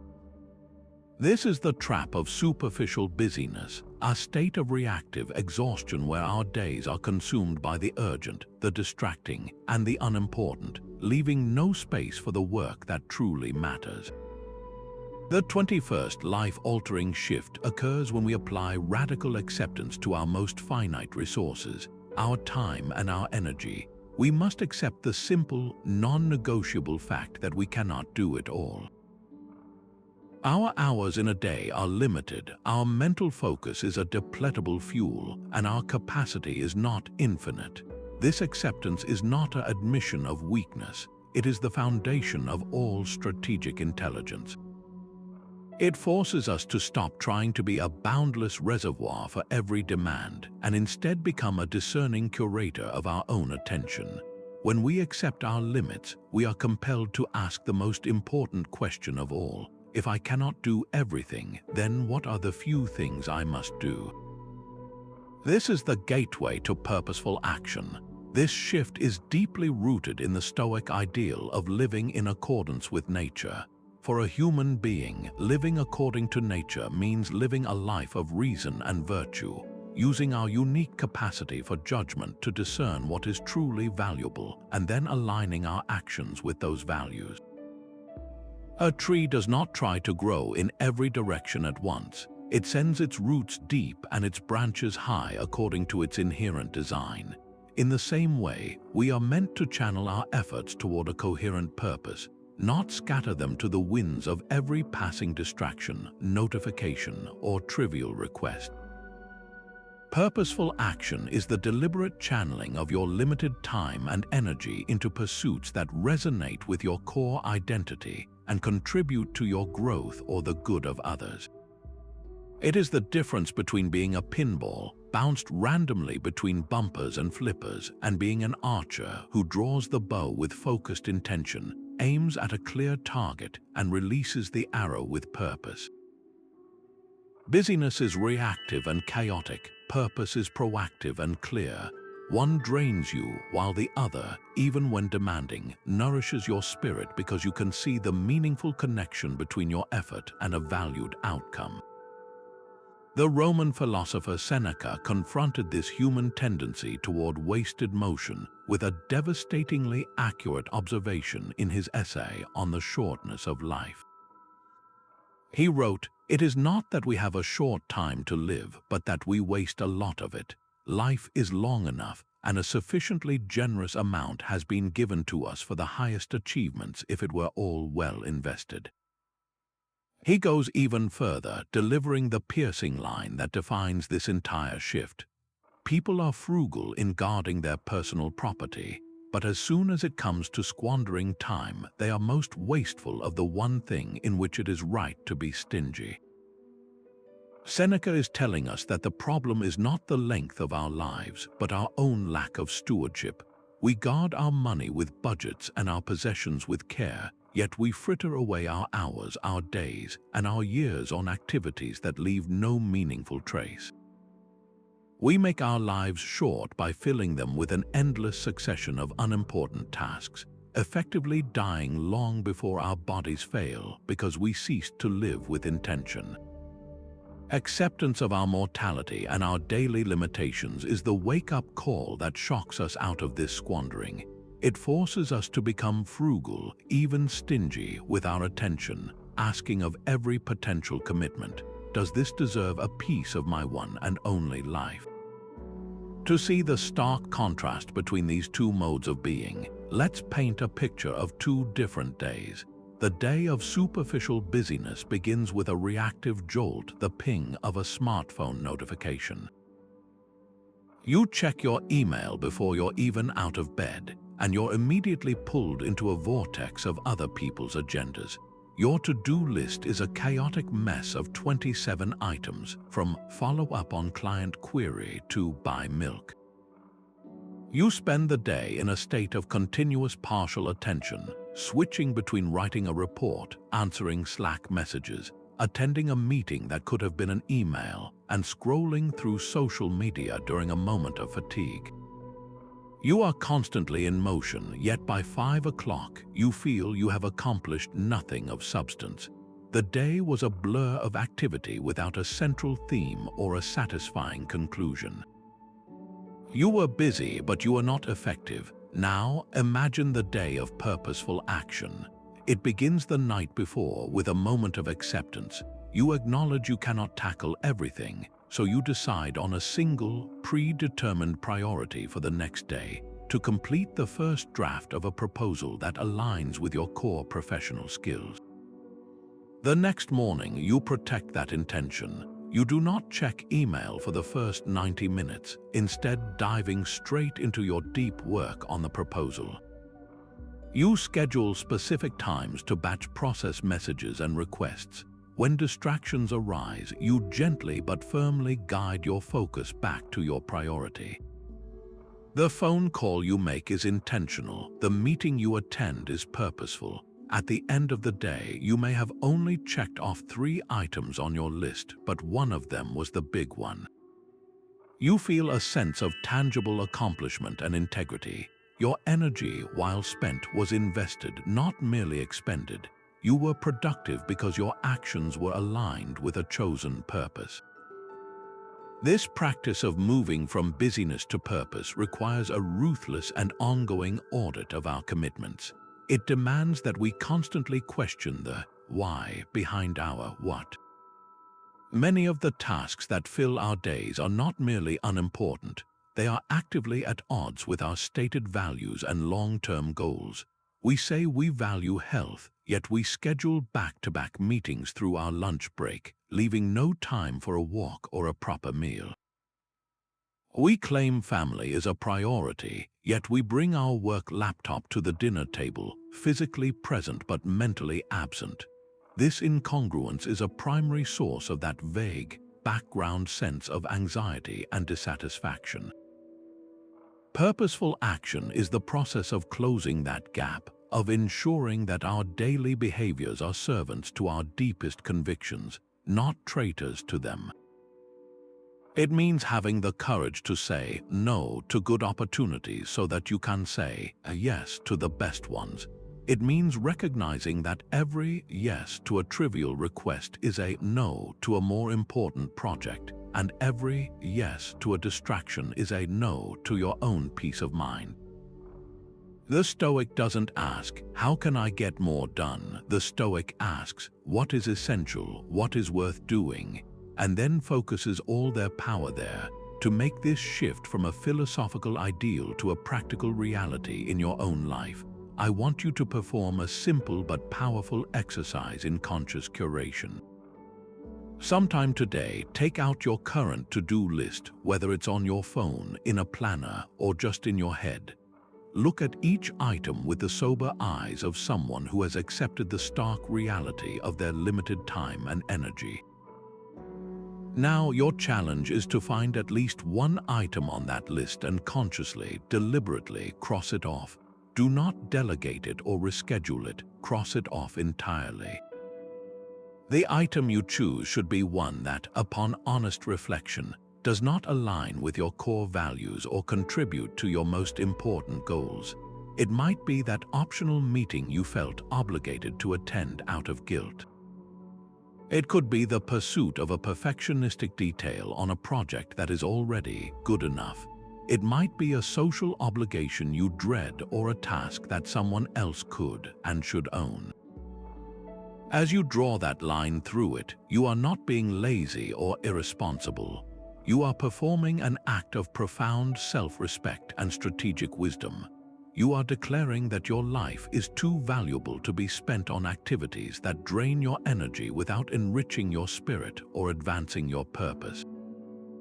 This single, small act of editing your commitments is a revolutionary step toward a life of purposeful action, where your days are defined not by how full they are, but by how fulfilling they are. Pleasure is a byproduct, virtue is the goal. Acceptance helps us reorient our compass. This 20-second shift represents one of the most fundamental realignments in the entire Stoic framework, moving us from chasing the flickering shadows of fleeting sensory experiences to building our lives upon the solid, unshakable ground of moral excellence. Our modern culture is saturated with the promise of pleasure. Advertisements, social media, and even many self-help philosophies sell us a version of the good life that is defined by comfort, excitement, and the constant accumulation of enjoyable moments. There is nothing inherently wrong with feeling good, of course. The problem arises when we make pleasure our primary pursuit, our ultimate aim. The Stoics observed that pleasure is fickle, unreliable, and entirely dependent on external circumstances. It comes and goes like the weather. A delicious meal ends, a vacation becomes a memory, the thrill of a new purchase fades, and the praise of others is here today and gone tomorrow. To build your sense of self-worth and fulfillment on such an unstable foundation is to build your house on sand. The next storm of disappointment, loss, or boredom will easily wash it away. Radical acceptance is the tool that allows us to see this trap clearly.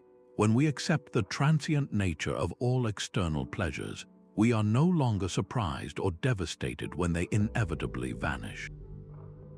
This acceptance is not cynical, it is liberating. It frees us to stop pouring our energy into the bottomless pit of wanting more, better, and different experiences, and allows us to invest instead in the one asset that is truly ours to keep and that no external event can ever take from us, our character. Marcus Aurelius, in the quiet solitude of his thoughts, defined this highest good with stunning clarity. He wrote, "The good of a rational being is to be in accord with itself." And this is achieved when it directs its impulses only to acts which are in accord with its own constitution, and when it accepts without resistance all that is assigned to it by the nature of the whole. In simpler terms, the good for a human being is to live in harmony with our own rational nature, which means to act with virtue. He further crystallized this by stating that the good is found in a certain kind of character and choice. Let's unpack the profound power in that definition. He is telling us that the good life is not a set of circumstances, it is a quality of our own choices. It is not what happens to you, but how you choose to respond. Your wealth, your health, your reputation, these are externals. They are the material the universe provides. Your character is what you build with that material. A virtuous person in poverty is living a better, more fulfilled life than a vicious person in a palace, because the former's happiness is built on the unshakable foundation of their own integrity, while the latter's is built on the fragile ice of fortune, which can crack at any moment. When you pursue virtue as the highest good, you are essentially making yourself the author of your own fulfillment. You are no longer waiting for the world to make you happy. You are generating happiness from the inside out through the consistent practice of courage, justice, wisdom, and self-discipline. To see the stark difference between these two paths in a daily context, consider a scenario that plays out in countless offices and social gatherings: the temptation to gossip. You're with a group of colleagues during a break, and the conversation turns to someone who isn't present. Someone shares a juicy, unverified piece of information about that person's personal life or professional misstep. The path of seeking pleasure is immediately alluring. Leaning in to hear the gossip provides a quick hit of social bonding and a thrilling sense of being in the know. Sharing your own piece of the story makes you the center of attention for a moment. It feels exciting, it feels connecting. It is, in its own shallow way, pleasurable. But that pleasure is transient and comes at a significant cost. It erodes trust, it damages the absent person's reputation, and it subtly corrodes your own character by reinforcing the habit of mistrust and petty judgment. You have traded a moment of social titillation for a piece of your own integrity. Now observe the path of pursuing virtue. The same conversation begins. You feel the social pull to participate, to be part of the group, but you have accepted that such fleeting social pleasure is not the goal. Acting with integrity is. So you make a choice. You might simply remain silent, refusing to add fuel to the fire.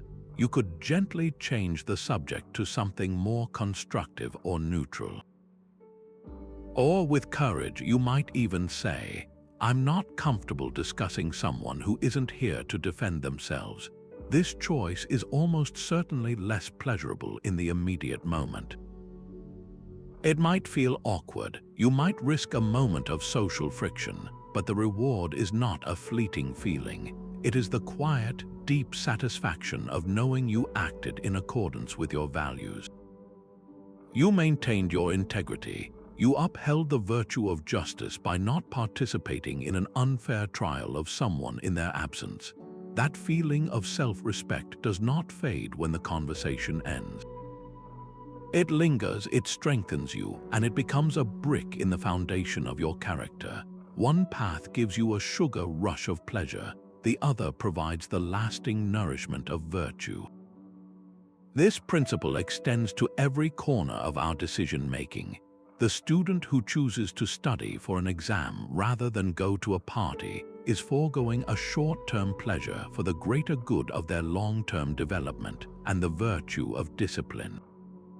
The employee who admits their own mistake on a project rather than hiding it chooses the discomfort of honesty over the fleeting pleasure of avoiding blame, thereby strengthening their character and earning long-term trust.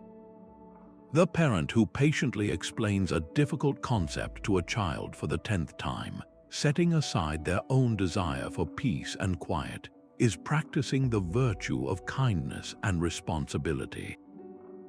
In each case, the virtuous path is often the more difficult one in the moment. It requires us to accept temporary discomfort, to delay gratification, and to act from principle rather than impulse. But this is precisely why it is so transformative.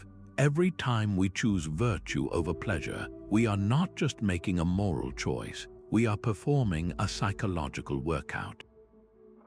We are strengthening the neural pathways of our better nature and weakening the hold that our primitive, pleasure-seeking instincts have over our lives. We are building a self that is governed not by what feels good, but by what is good. And in that self-governance lies a freedom and a tranquility that no amount of sensory pleasure can ever provide. The pursuit of pleasure is a hungry ghost, always demanding more. The pursuit of virtue is a quiet master who rewards you with an inner peace that is its own greatest reward. To begin integrating this profound shift into the fabric of your daily life, the challenge is not to undertake a grand, heroic act of self-denial, but to start with a single, conscious choice. Sometime today, you will inevitably face a small crossroads where the path of fleeting pleasure and the path of quiet virtue diverge. It might be the choice to scroll through social media when you know you should be focusing on a task.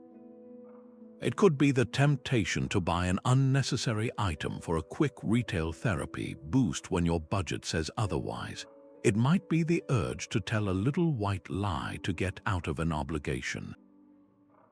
Your mission is to recognize that moment for what it is, a training ground for your character. When you see that fork in the road, pause for just a second. Acknowledge the pull of the easier, more immediately pleasurable option. Then make the conscious, deliberate choice to take the other path. Choose to close the app and do the work. Choose to save the money and feel the empowerment of financial discipline. Choose to tell the truth and embrace the minor discomfort that comes with integrity. Do not do this with a sense of grim duty, but with the curiosity of a scientist running an experiment. Notice how it feels, the initial resistance, followed by the quiet, growing sense of self-respect. That feeling, that internal confirmation of your own strength, is the true goal.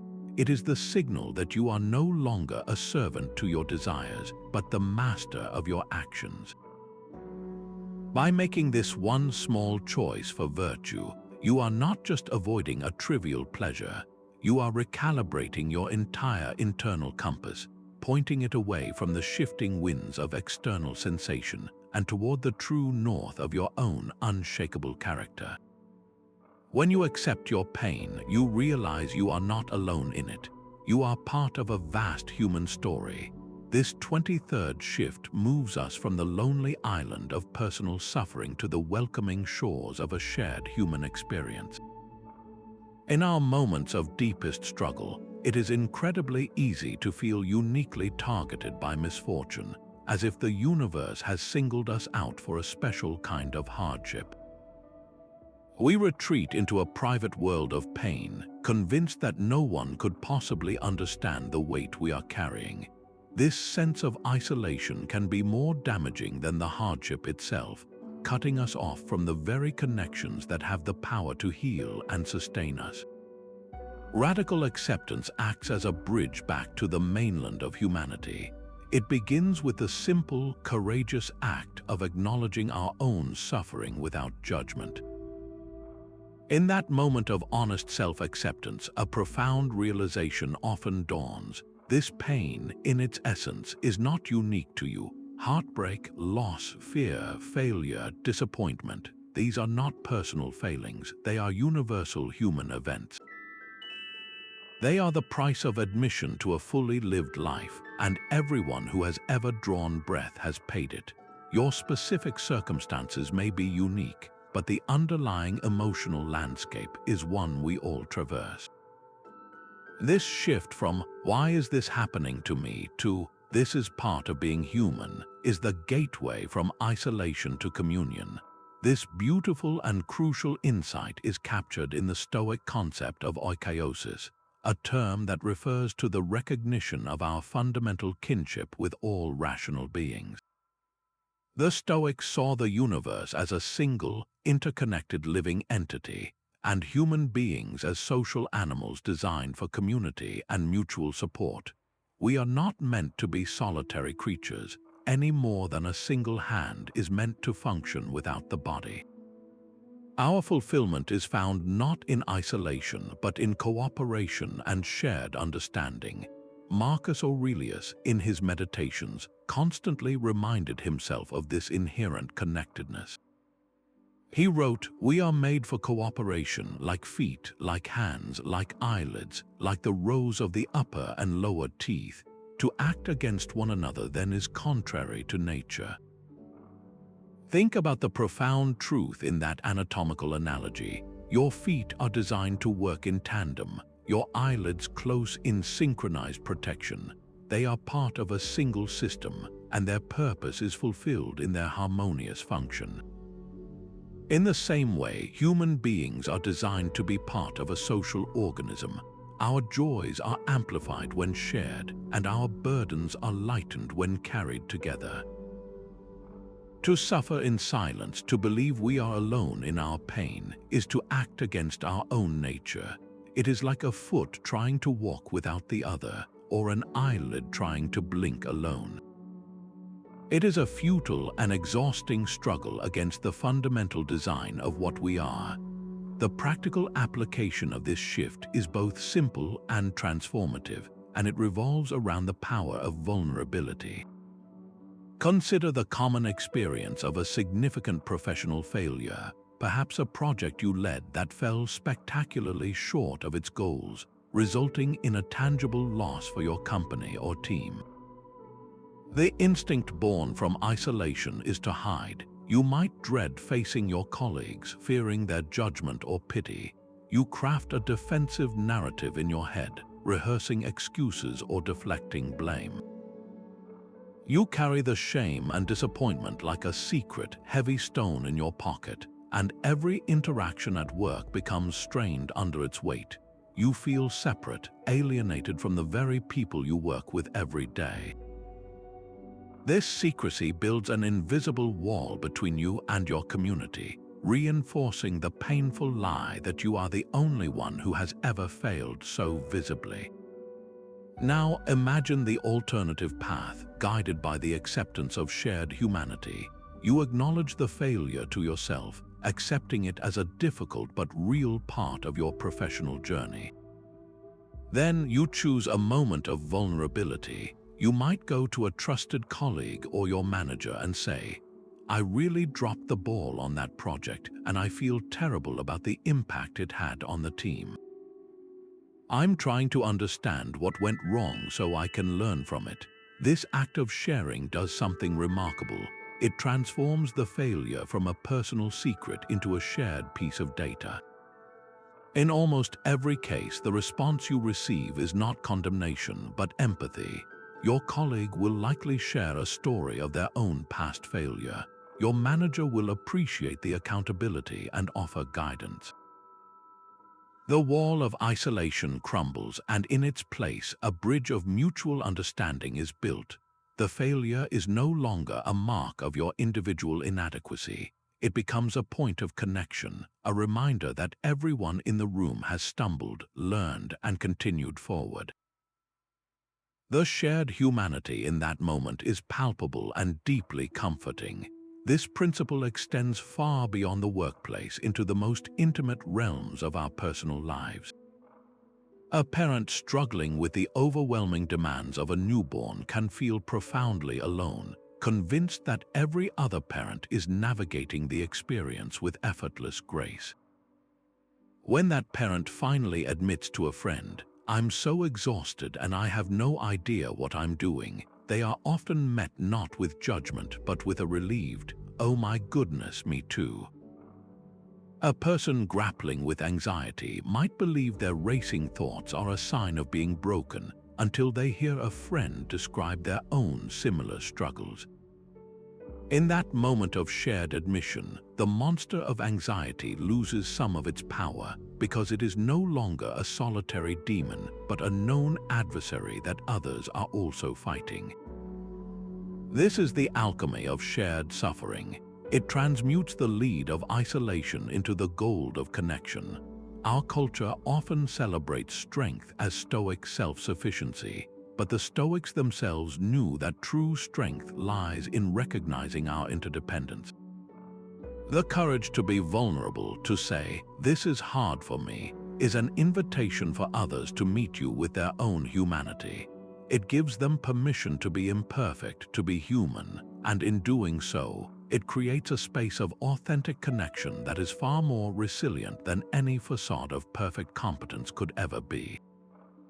To make this shift from isolation to kinship a lived reality, the practice is direct and deeply personal. Your challenge is to perform a small but courageous act of connection. Sometime today, I want you to reach out to one person, a friend, a family member, or even a colleague you trust. The medium doesn't matter. It could be a text, a phone call, or a conversation over coffee. Your mission is to share one small, real struggle you are currently facing. It doesn't have to be your deepest, darkest secret. It could be as simple as admitting you're feeling overwhelmed by your to-do list, that you're nervous about an upcoming presentation, or that you're feeling disconnected and could use a chat. The content is less important than the act itself, the act of choosing to be authentically human, rather than presenting a curated, flawless version of yourself.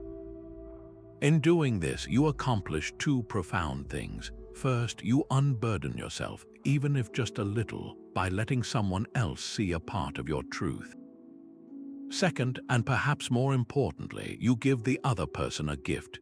You give them the gift of feeling less alone in their own struggles. You normalize the experience of being human with all its inherent challenges and imperfections. You become a living example of the Stoic truth that we are made for cooperation, not for solitary struggle. This one small act of sharing is a ripple in the pond of your community, a gentle reminder that we are all in this together, learning, falling, and helping each other back up as parts of the same whole. A reed bends in the wind, an oak tree breaks. Acceptance makes us more like the reed. This 24th shift is about cultivating a supple strength that allows us to move with the currents of life, rather than shattering against them when they refuse to follow our preferred course. So much of our suffering comes not from the change itself, but from the internal collision between rigid expectation and fluid reality.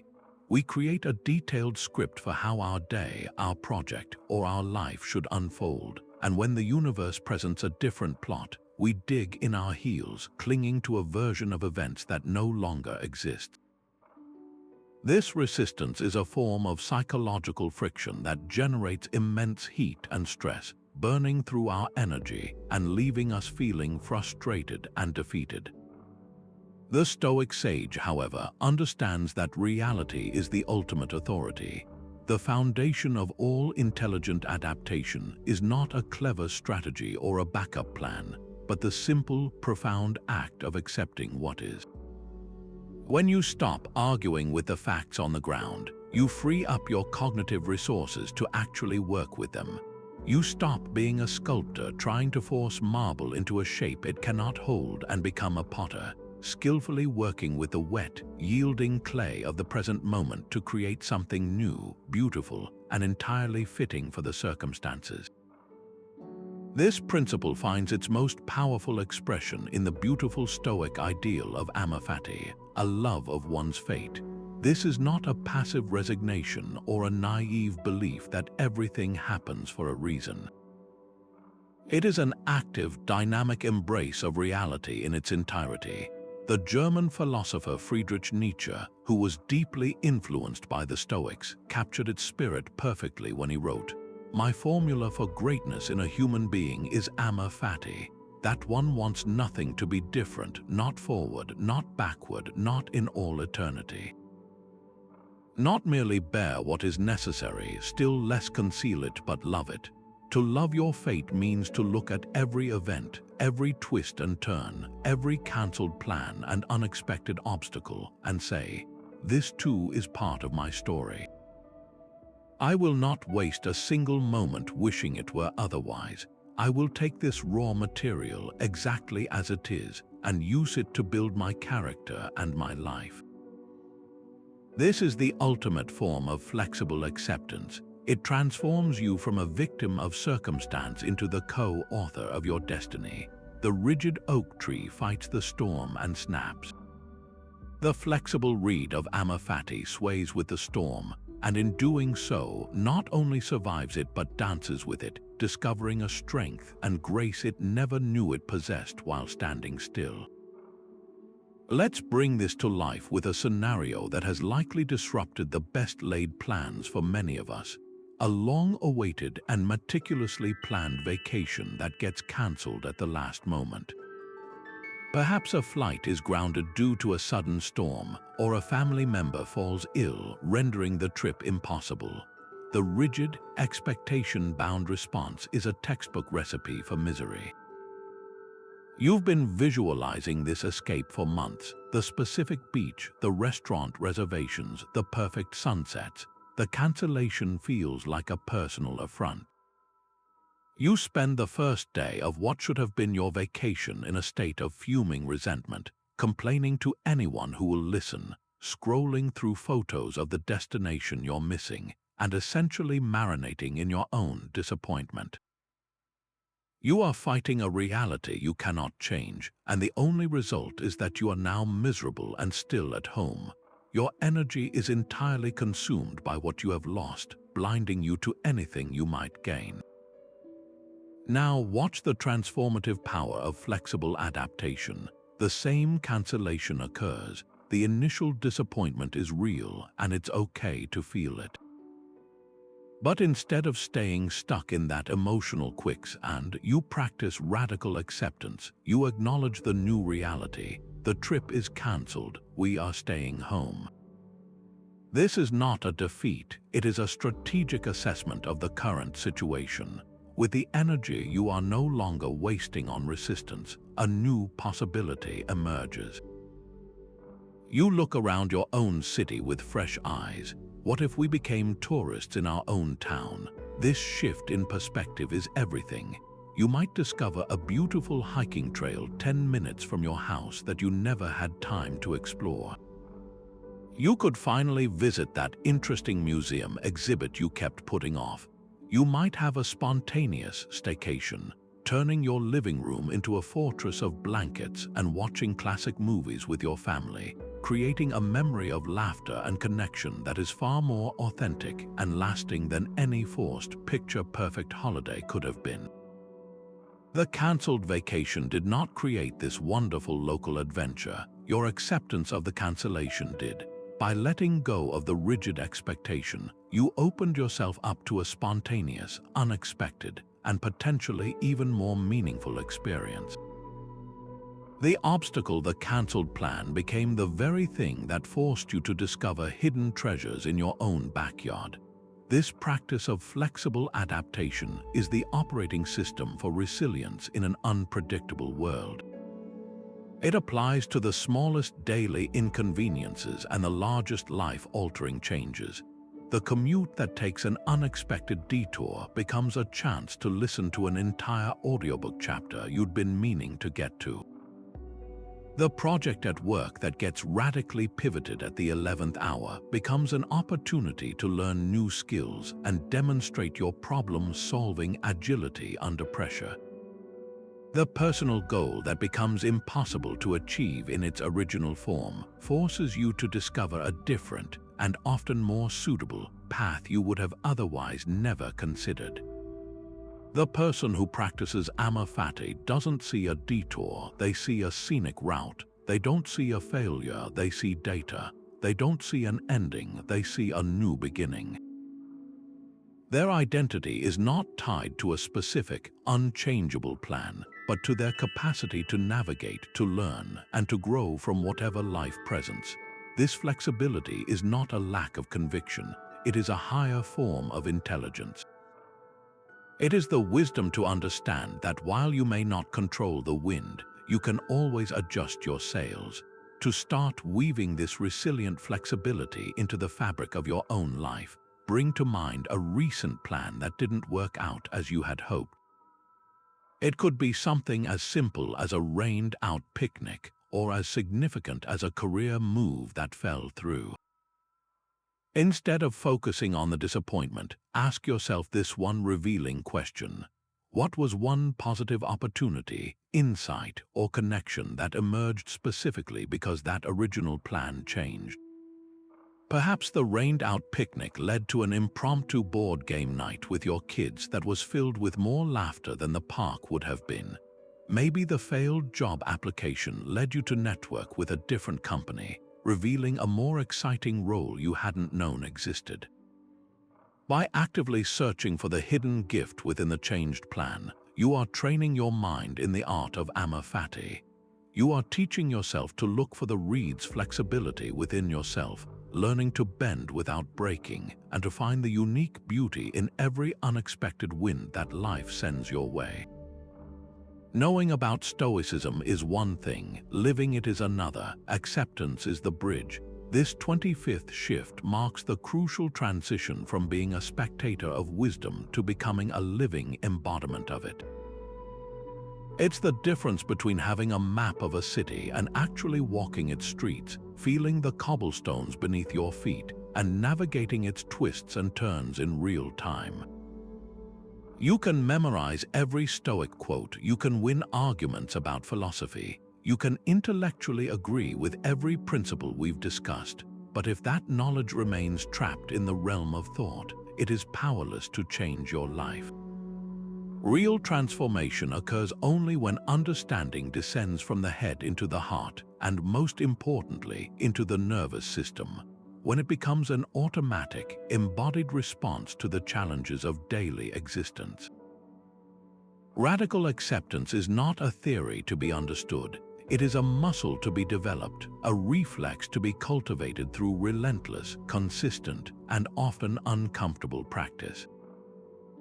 It is the daily discipline of choosing the Stoic response when every fiber of your being is screaming to react in the old, familiar ways. This is where philosophy stops being a pleasant pastime and starts being a profound personal revolution. The great Stoic teacher Epictetus, who ran his own school and saw countless students come and go, was brutally honest about this gap between intellectual knowledge and lived action.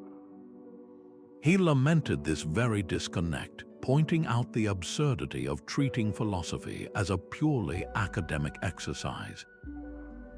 He said, if you didn't learn these things in order to demonstrate them in practice, what did you learn them for?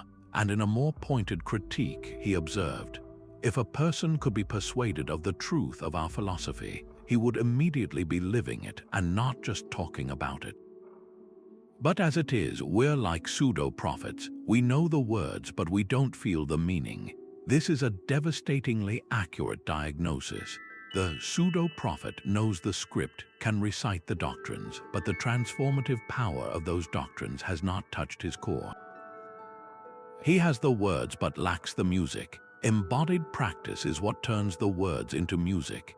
It is the process of moving from knowing that you should accept what you cannot change, to actually feeling your shoulders relax and your breath deepen when a frustrating event occurs. It's the difference between agreeing with the concept of Memento Mori and genuinely feeling a surge of gratitude for your child's laughter because you are viscerally aware of its temporary nature. This shift from cognition to embodiment is the entire point of the Stoic project. To see the stark contrast between these two modes of engagement, consider two different people facing a significant personal crisis, let's say, an unexpected and serious medical diagnosis. The first person is an intellectual Stoic. They have read Marcus Aurelius and Seneca. They can explain the dichotomy of control with eloquence, but when the doctor delivers the news, this knowledge evaporates. They are consumed by panic and fear. They might even quote Stoicism to others as a way to sound wise, saying things like, "Well, I suppose I must accept what I cannot change." But their voice trembles, their hands shake, and their days are filled with anxiety and despair.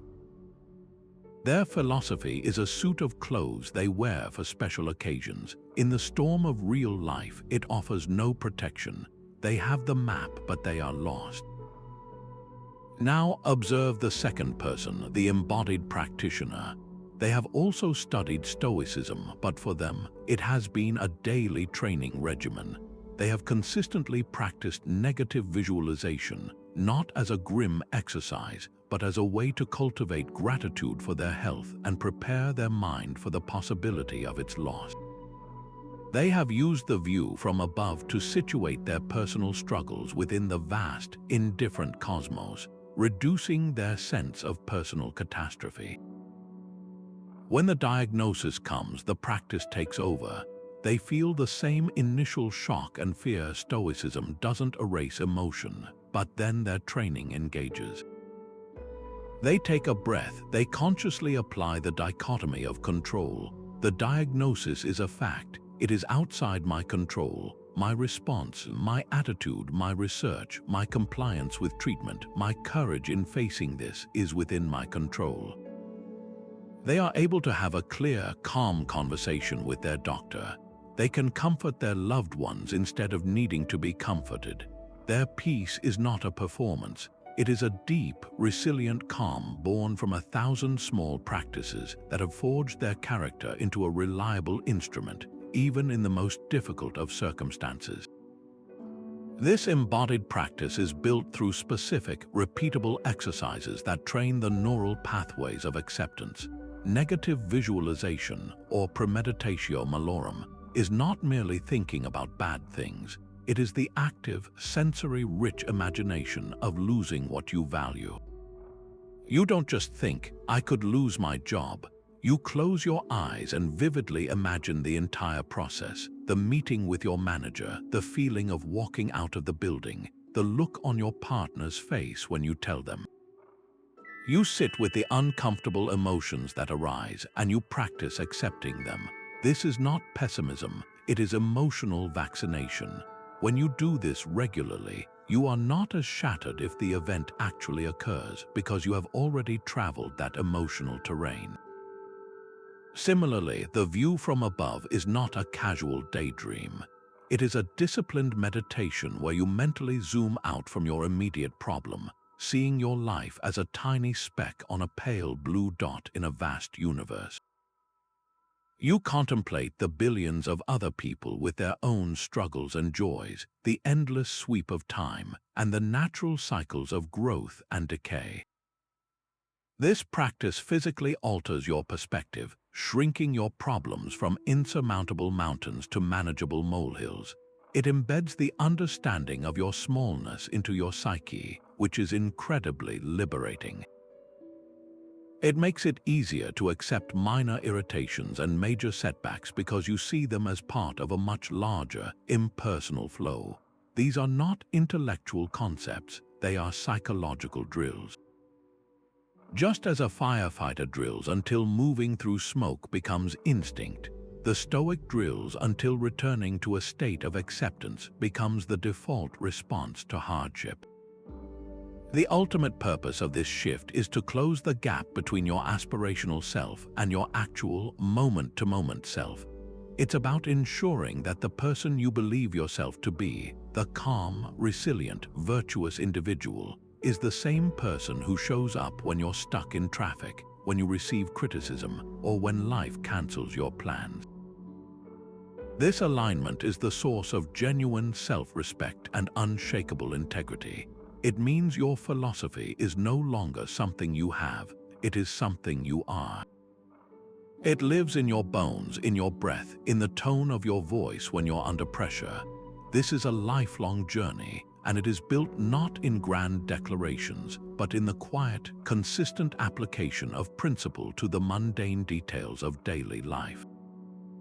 It is choosing patience in the grocery store line, practicing courage by speaking up in a meeting, or demonstrating self-discipline by turning off the television and going to sleep on time. Each of these small acts is a rep in the gym of your character, forging the embodied wisdom that will hold you steady when the real tests come. To truly begin this transformation from a theoretical understanding to a lived reality, your challenge is direct and immediate. Look back over the shifts we have explored in this video, from embracing the present moment to practicing Memento Mori, from welcoming voluntary discomfort to withholding judgment. Choose one single Stoic practice that resonates with you right now. It could be as simple as taking one deep, accepting breath before responding to a difficult email. It could be spending 5 minutes each night reviewing your day with non-judgmental awareness. It could be practicing negative visualization about your commute tomorrow, so you accept the traffic with equanimity when it arrives. Whatever you choose, commit to doing it with full intention for the next 7 days. Do not just think about it, do it. This 1 week of embodied practice will teach you more about the true power of Stoicism than a lifetime of reading ever could. It is the first crucial step in building the bridge from knowing to being, and crossing that bridge is how you turn ancient wisdom into a modern, unshakable way of life. Your ego is fragile glass. Your character, tempered by acceptance, is forged steel. This 26th shift marks the culmination of our inner transformation, where we trade a brittle identity dependent on the world's approval for an unshakable core built on the bedrock of our own principles. The ego is that constructed sense of self that is constantly seeking validation and defending itself from perceived threats. It is the part of you that feels insulted by criticism, inflated by praise, and shattered by failure. It is fragile because its entire existence is contingent on external events, on what other people say, on the outcomes you achieve, on the labels society assigns to you. This is a precarious way to live, placing your fundamental sense of worth in the hands of a fickle and unpredictable world. The resilient character, however, is something entirely different. It is not constructed from outside opinions and results. It is forged from within, through the consistent practice of virtue and the radical acceptance of whatever life brings. When your identity is rooted in your courage, your integrity, your justice, and your wisdom, the slings and arrows of fortune simply lose their power to wound you. Insults become mere noise, failures become lessons, and praise becomes a pleasant but non-essential echo.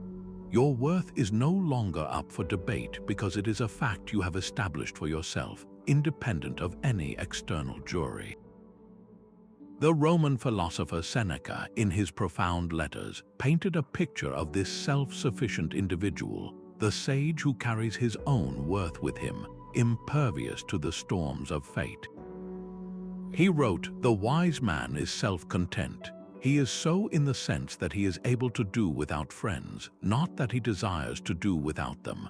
When I say able, I mean that he bears the loss of a friend with equanimity." This extends far beyond friendship to every external attachment. The wise man is content because his goods are internal. He carries his character, his virtue, and his reasoned choice with him at all times. He can lose his job, his reputation, his wealth, or his social standing, and while he would prefer to keep these things, their loss does not fracture his identity. His core self remains intact, solid, and unassailable.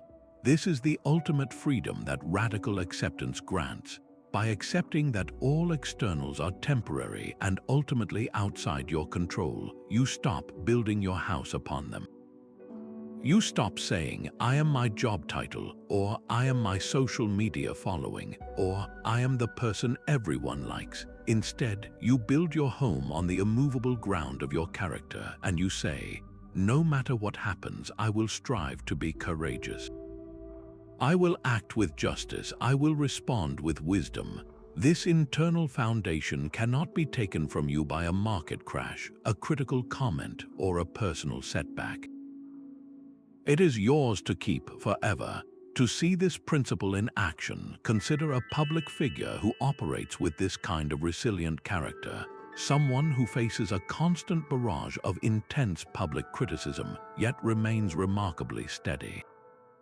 While many modern examples exist, the historical figure of Abraham Lincoln provides a powerful illustration. Throughout his presidency, Lincoln was subjected to relentless and vicious attacks from newspapers, political rivals, and even members of his own cabinet. He was called a tyrant, a baboon, an incompetent fool, and far worse, a person with a fragile ego whose identity was tied to public approval would have been crushed by this onslaught or would have wasted all their energy in a defensive, reactive fury. But Lincoln demonstrated a profound detachment from these external labels. He is famously quoted as saying, "If I were to try to read, much less answer, all the attacks made on me, this shop might as well be closed for any other business. I do the very best I know how the very best I can, and I mean to keep doing so until the end." This statement is a masterclass in Stoic resilience. He accepted the reality of the criticism. He did not deny it or pretend it wasn't happening, but he withheld his assent from its power to define him. His sense of self-worth was not tied to their opinions, but to his own internal benchmark. Was he doing the very best he knew how? Was he acting in accordance with his duty and his principles? By focusing on his sphere of control, his own effort and integrity, he was able to endure unimaginable pressure and lead a nation through its darkest hour without his resolve being broken by the noise. His character was forged steel, and the constant hammering of public opinion only served to temper it further. This shift from ego to character fundamentally changes your relationship with every aspect of your life, especially your professional endeavors.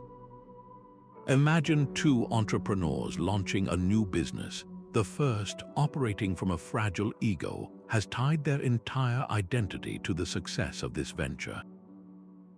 When the business receives a negative review or fails to secure an expected investment, it is experienced as a personal annihilation.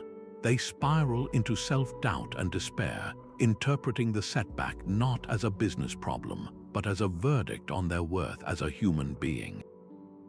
Their emotional state is a roller coaster, entirely dependent on the latest sales figures or piece of feedback. The second entrepreneur, possessing a resilient character, has a different relationship with their work. They are passionately committed to their vision and work tirelessly, but their core identity is separate. They see the business as an expression of their virtues, their creativity, their perseverance, their desire to serve, not as the source of those virtues. When a negative review comes in, they can accept it calmly, see it as data to potentially learn from, and move on without it shaking their foundation. A failed funding round is a professional obstacle to be navigated, not a personal failure. This emotional stability is not just better for their mental health, it makes them a more effective leader. They can make clear-headed decisions under pressure, learn from criticism without being crippled by it, and persist through difficulties that would break a person whose sense of self was as fragile as glass. The path to this resilient character is paved with the conscious act of detaching from the labels we cling to for safety.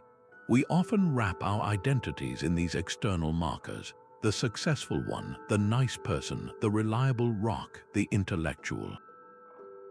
While these can be positive traits, they become cages when we fear their loss.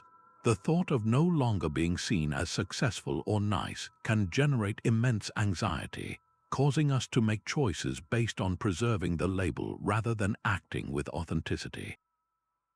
To begin the process of forging your character, try this revealing exercise in radical self-inquiry. Take a moment with a pen and paper. Write down one label that you are deeply attached to, one that you fear losing more than almost anything else. It might be smart, competent, a good parent, financially secure, or well-liked. Now take a deep breath and accept, just for a moment, that this label has been stripped away. Imagine a world where you are no longer seen as that thing, or perhaps where circumstances have made it impossible for you to be that thing. Who are you without that label? What remains? At first, this might feel unsettling, even frightening. But if you sit with the question, you will begin to uncover the qualities that exist beneath the surface. Without the label successful, you might discover your inherent curiosity or your love of learning. Without the label nice, you might find your capacity for genuine compassion, which is far deeper than mere politeness. This exercise is not about discarding your positive qualities. It is about realizing that your true worth is not the label itself, but the virtuous character that often underlies it. Your character does not need the label to exist. The label is merely a temporary, imperfect name for an expression of your character. By consciously practicing this detachment, you are annealing your spirit in the fires of acceptance, transforming the fragile glass of your ego into the resilient, unshakable steel of a character that can withstand anything life has to offer. This is the final, all-encompassing shift from a life spent wrestling the world to a life spent dancing with it. After exploring the profound transformation of moving from resistance to equanimity, from blame to responsibility, and through all the other shifts, this ultimate synthesis is where the pieces of the puzzle click into place, revealing the complete picture of a life lived with Stoic purpose. This is not a state of passive withdrawal from the world, a quiet hiding away from its challenges and joys. That would be a life diminished, a life of fear. The tranquility we arrive at, what the Greeks called ataraxia, is something far more vibrant and powerful. It is an active, dynamic peace, the peace of a deep, flowing river, not a stagnant pond. It is the inner stillness that allows for the most effective and virtuous engagement with the world. You are no longer wasting your life's energy in a futile wrestling match with reality, trying to arm-bar the universe into submission. Instead, you have learned its rhythms. You understand when to step forward and when to yield, when to exert force and when to flow. You are dancing with life, a partner who will always lead in unexpected ways, and in that dance you find not a frantic struggle, but a profound and purposeful harmony. The Roman Emperor Marcus Aurelius, who carried the immense weight of an empire on his shoulders, left us with a culminating insight that perfectly captures the essence of this transformation. He wrote, "The happiness of your life depends upon the quality of your thoughts." After 26 shifts that have rewired your relationship with externals, this statement lands with its full, revolutionary force. It confirms that your tranquility was never out there to be found. It wasn't waiting in a bank account, a perfect relationship, or a stress-free environment. It was always and only a function of your internal world, the quality of your judgments, the integrity of your character, the clarity of your perspective. All the practices of acceptance, from the dichotomy of control to Memento Mori, from voluntary discomfort to amor fati, are ultimately tools for cultivating a higher quality of thought.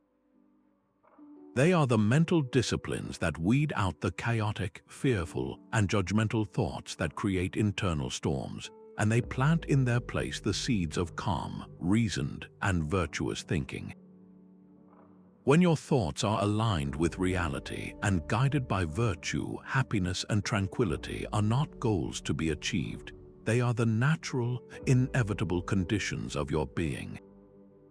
To truly feel the magnitude of this final shift, let's paint a vivid before and after picture of a person's entire demeanor and way of moving through the world. The before is a life of quiet desperation, a state of anxious striving that will feel familiar to many. This person's default mode is a low-grade tension. They wake up already braced for the day's potential problems.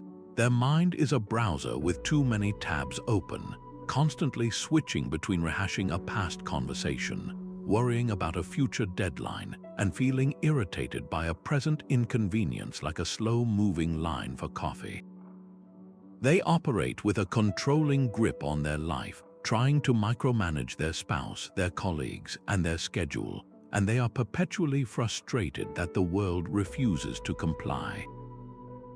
A sudden rainstorm on their day off feels like a personal insult, ruining their plans and their mood. A critical piece of feedback at work is internalized as a catastrophic blow to their entire self-worth, sending them into a spiral of defensiveness or despair. They are perpetually busy, yet deeply unproductive, because so much of their energy is siphoned off by the internal friction of resistance. They are wrestling every single day, and they are exhausted. Now witness the after, a life of purposeful tranquility. This is the same person facing the same world, but their inner operating system has been completely upgraded. They wake up and before even getting out of bed, they take a moment to practice gratitude and set a simple intention for the day. They have accepted that the day will contain elements outside their control, and they are no longer afraid of that fact. When the rain cancels their outdoor plans, they don't waste a moment on frustration.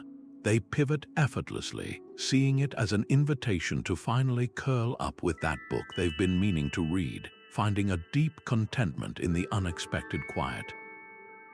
At work, when they receive the same critical feedback, they pause. They feel the initial sting, acknowledge it, but then they apply the dichotomy of control.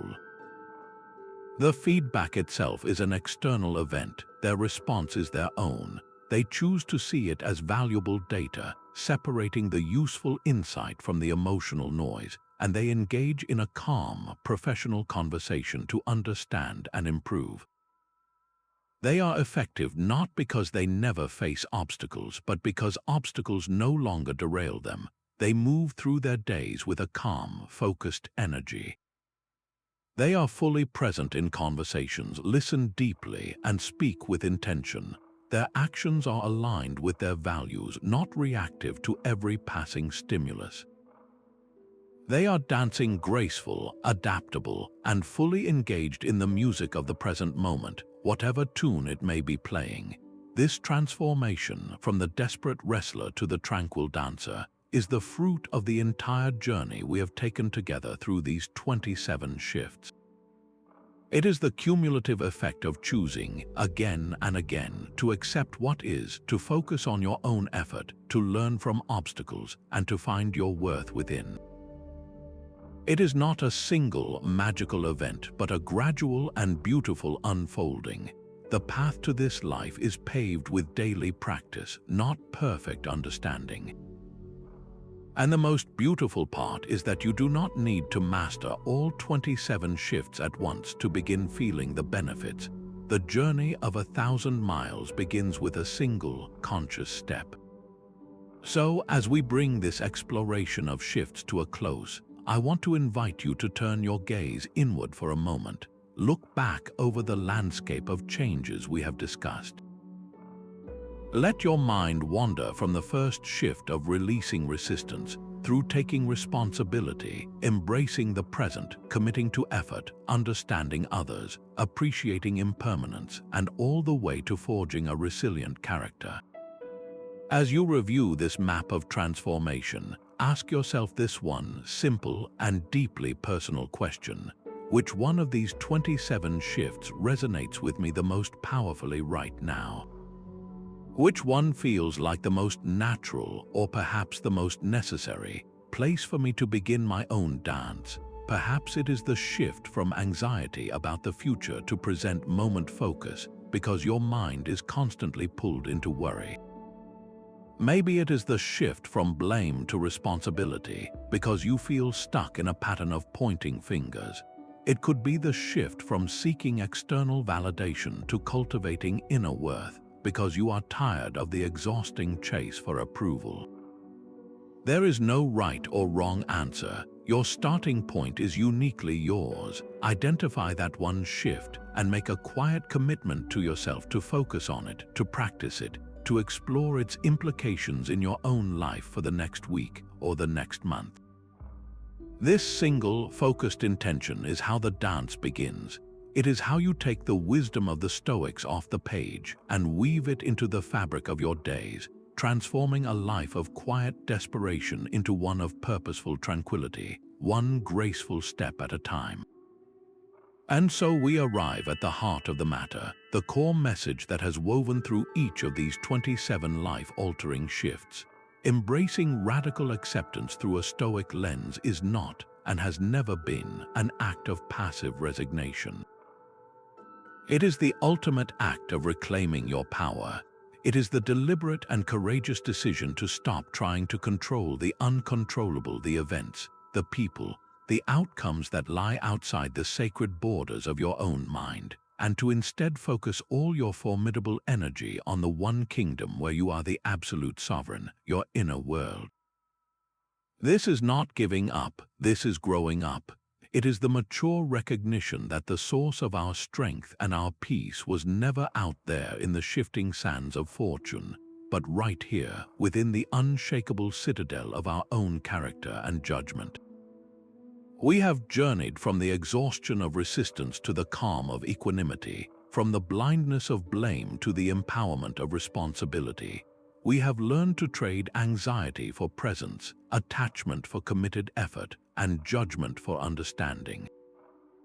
We have seen how the acceptance of impermanence deepens our gratitude, and how letting go of the need for external validation forges an inner worth that cannot be taken from us. These shifts are not isolated tricks but interconnected facets of a single, transformative way of being. They build upon one another, creating a resilient, purposeful, and deeply tranquil life. The pause between stimulus and response gives you the space to choose virtue over pleasure.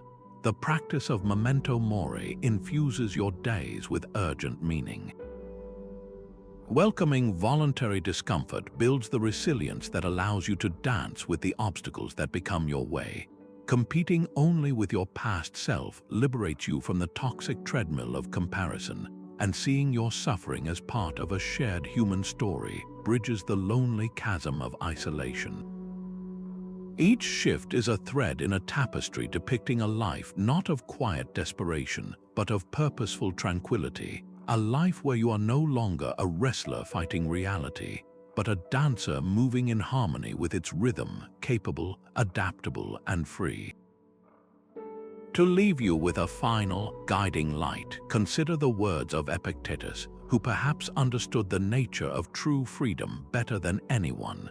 He said, "He is free who lives as he wishes to live, who is neither subject to compulsion, nor to hindrance, nor to force, whose movements to action are not impeded, whose desires attain their purpose, and who does not fall into that which he would avoid."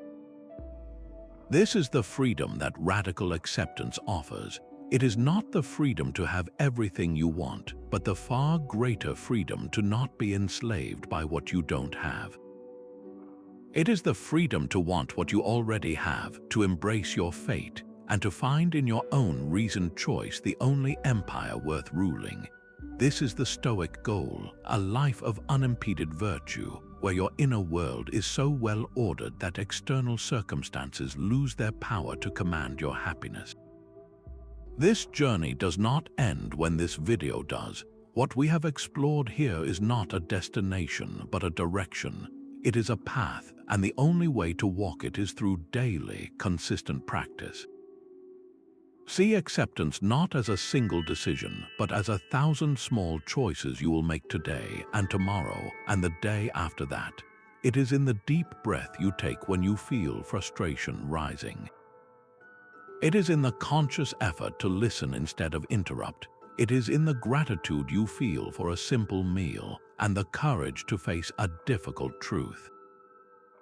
This is the practice, this is the path to true freedom. Now the conversation continues with you. I am deeply curious to know which of these 27 shifts resonated with you most powerfully. Was it the shift from blame to responsibility, from anxiety to present moment focus, from a fragile ego to a resilient character? Share your thoughts and your own experiences in the comments below. Let's learn from each other and build a community dedicated to living with more wisdom and peace. And if you found this journey valuable, consider subscribing to the channel. We are committed to bringing you more practical, actionable Stoic wisdom to help you navigate the complexities of modern life with strength, clarity, and purpose. Thank you for your time and your attention.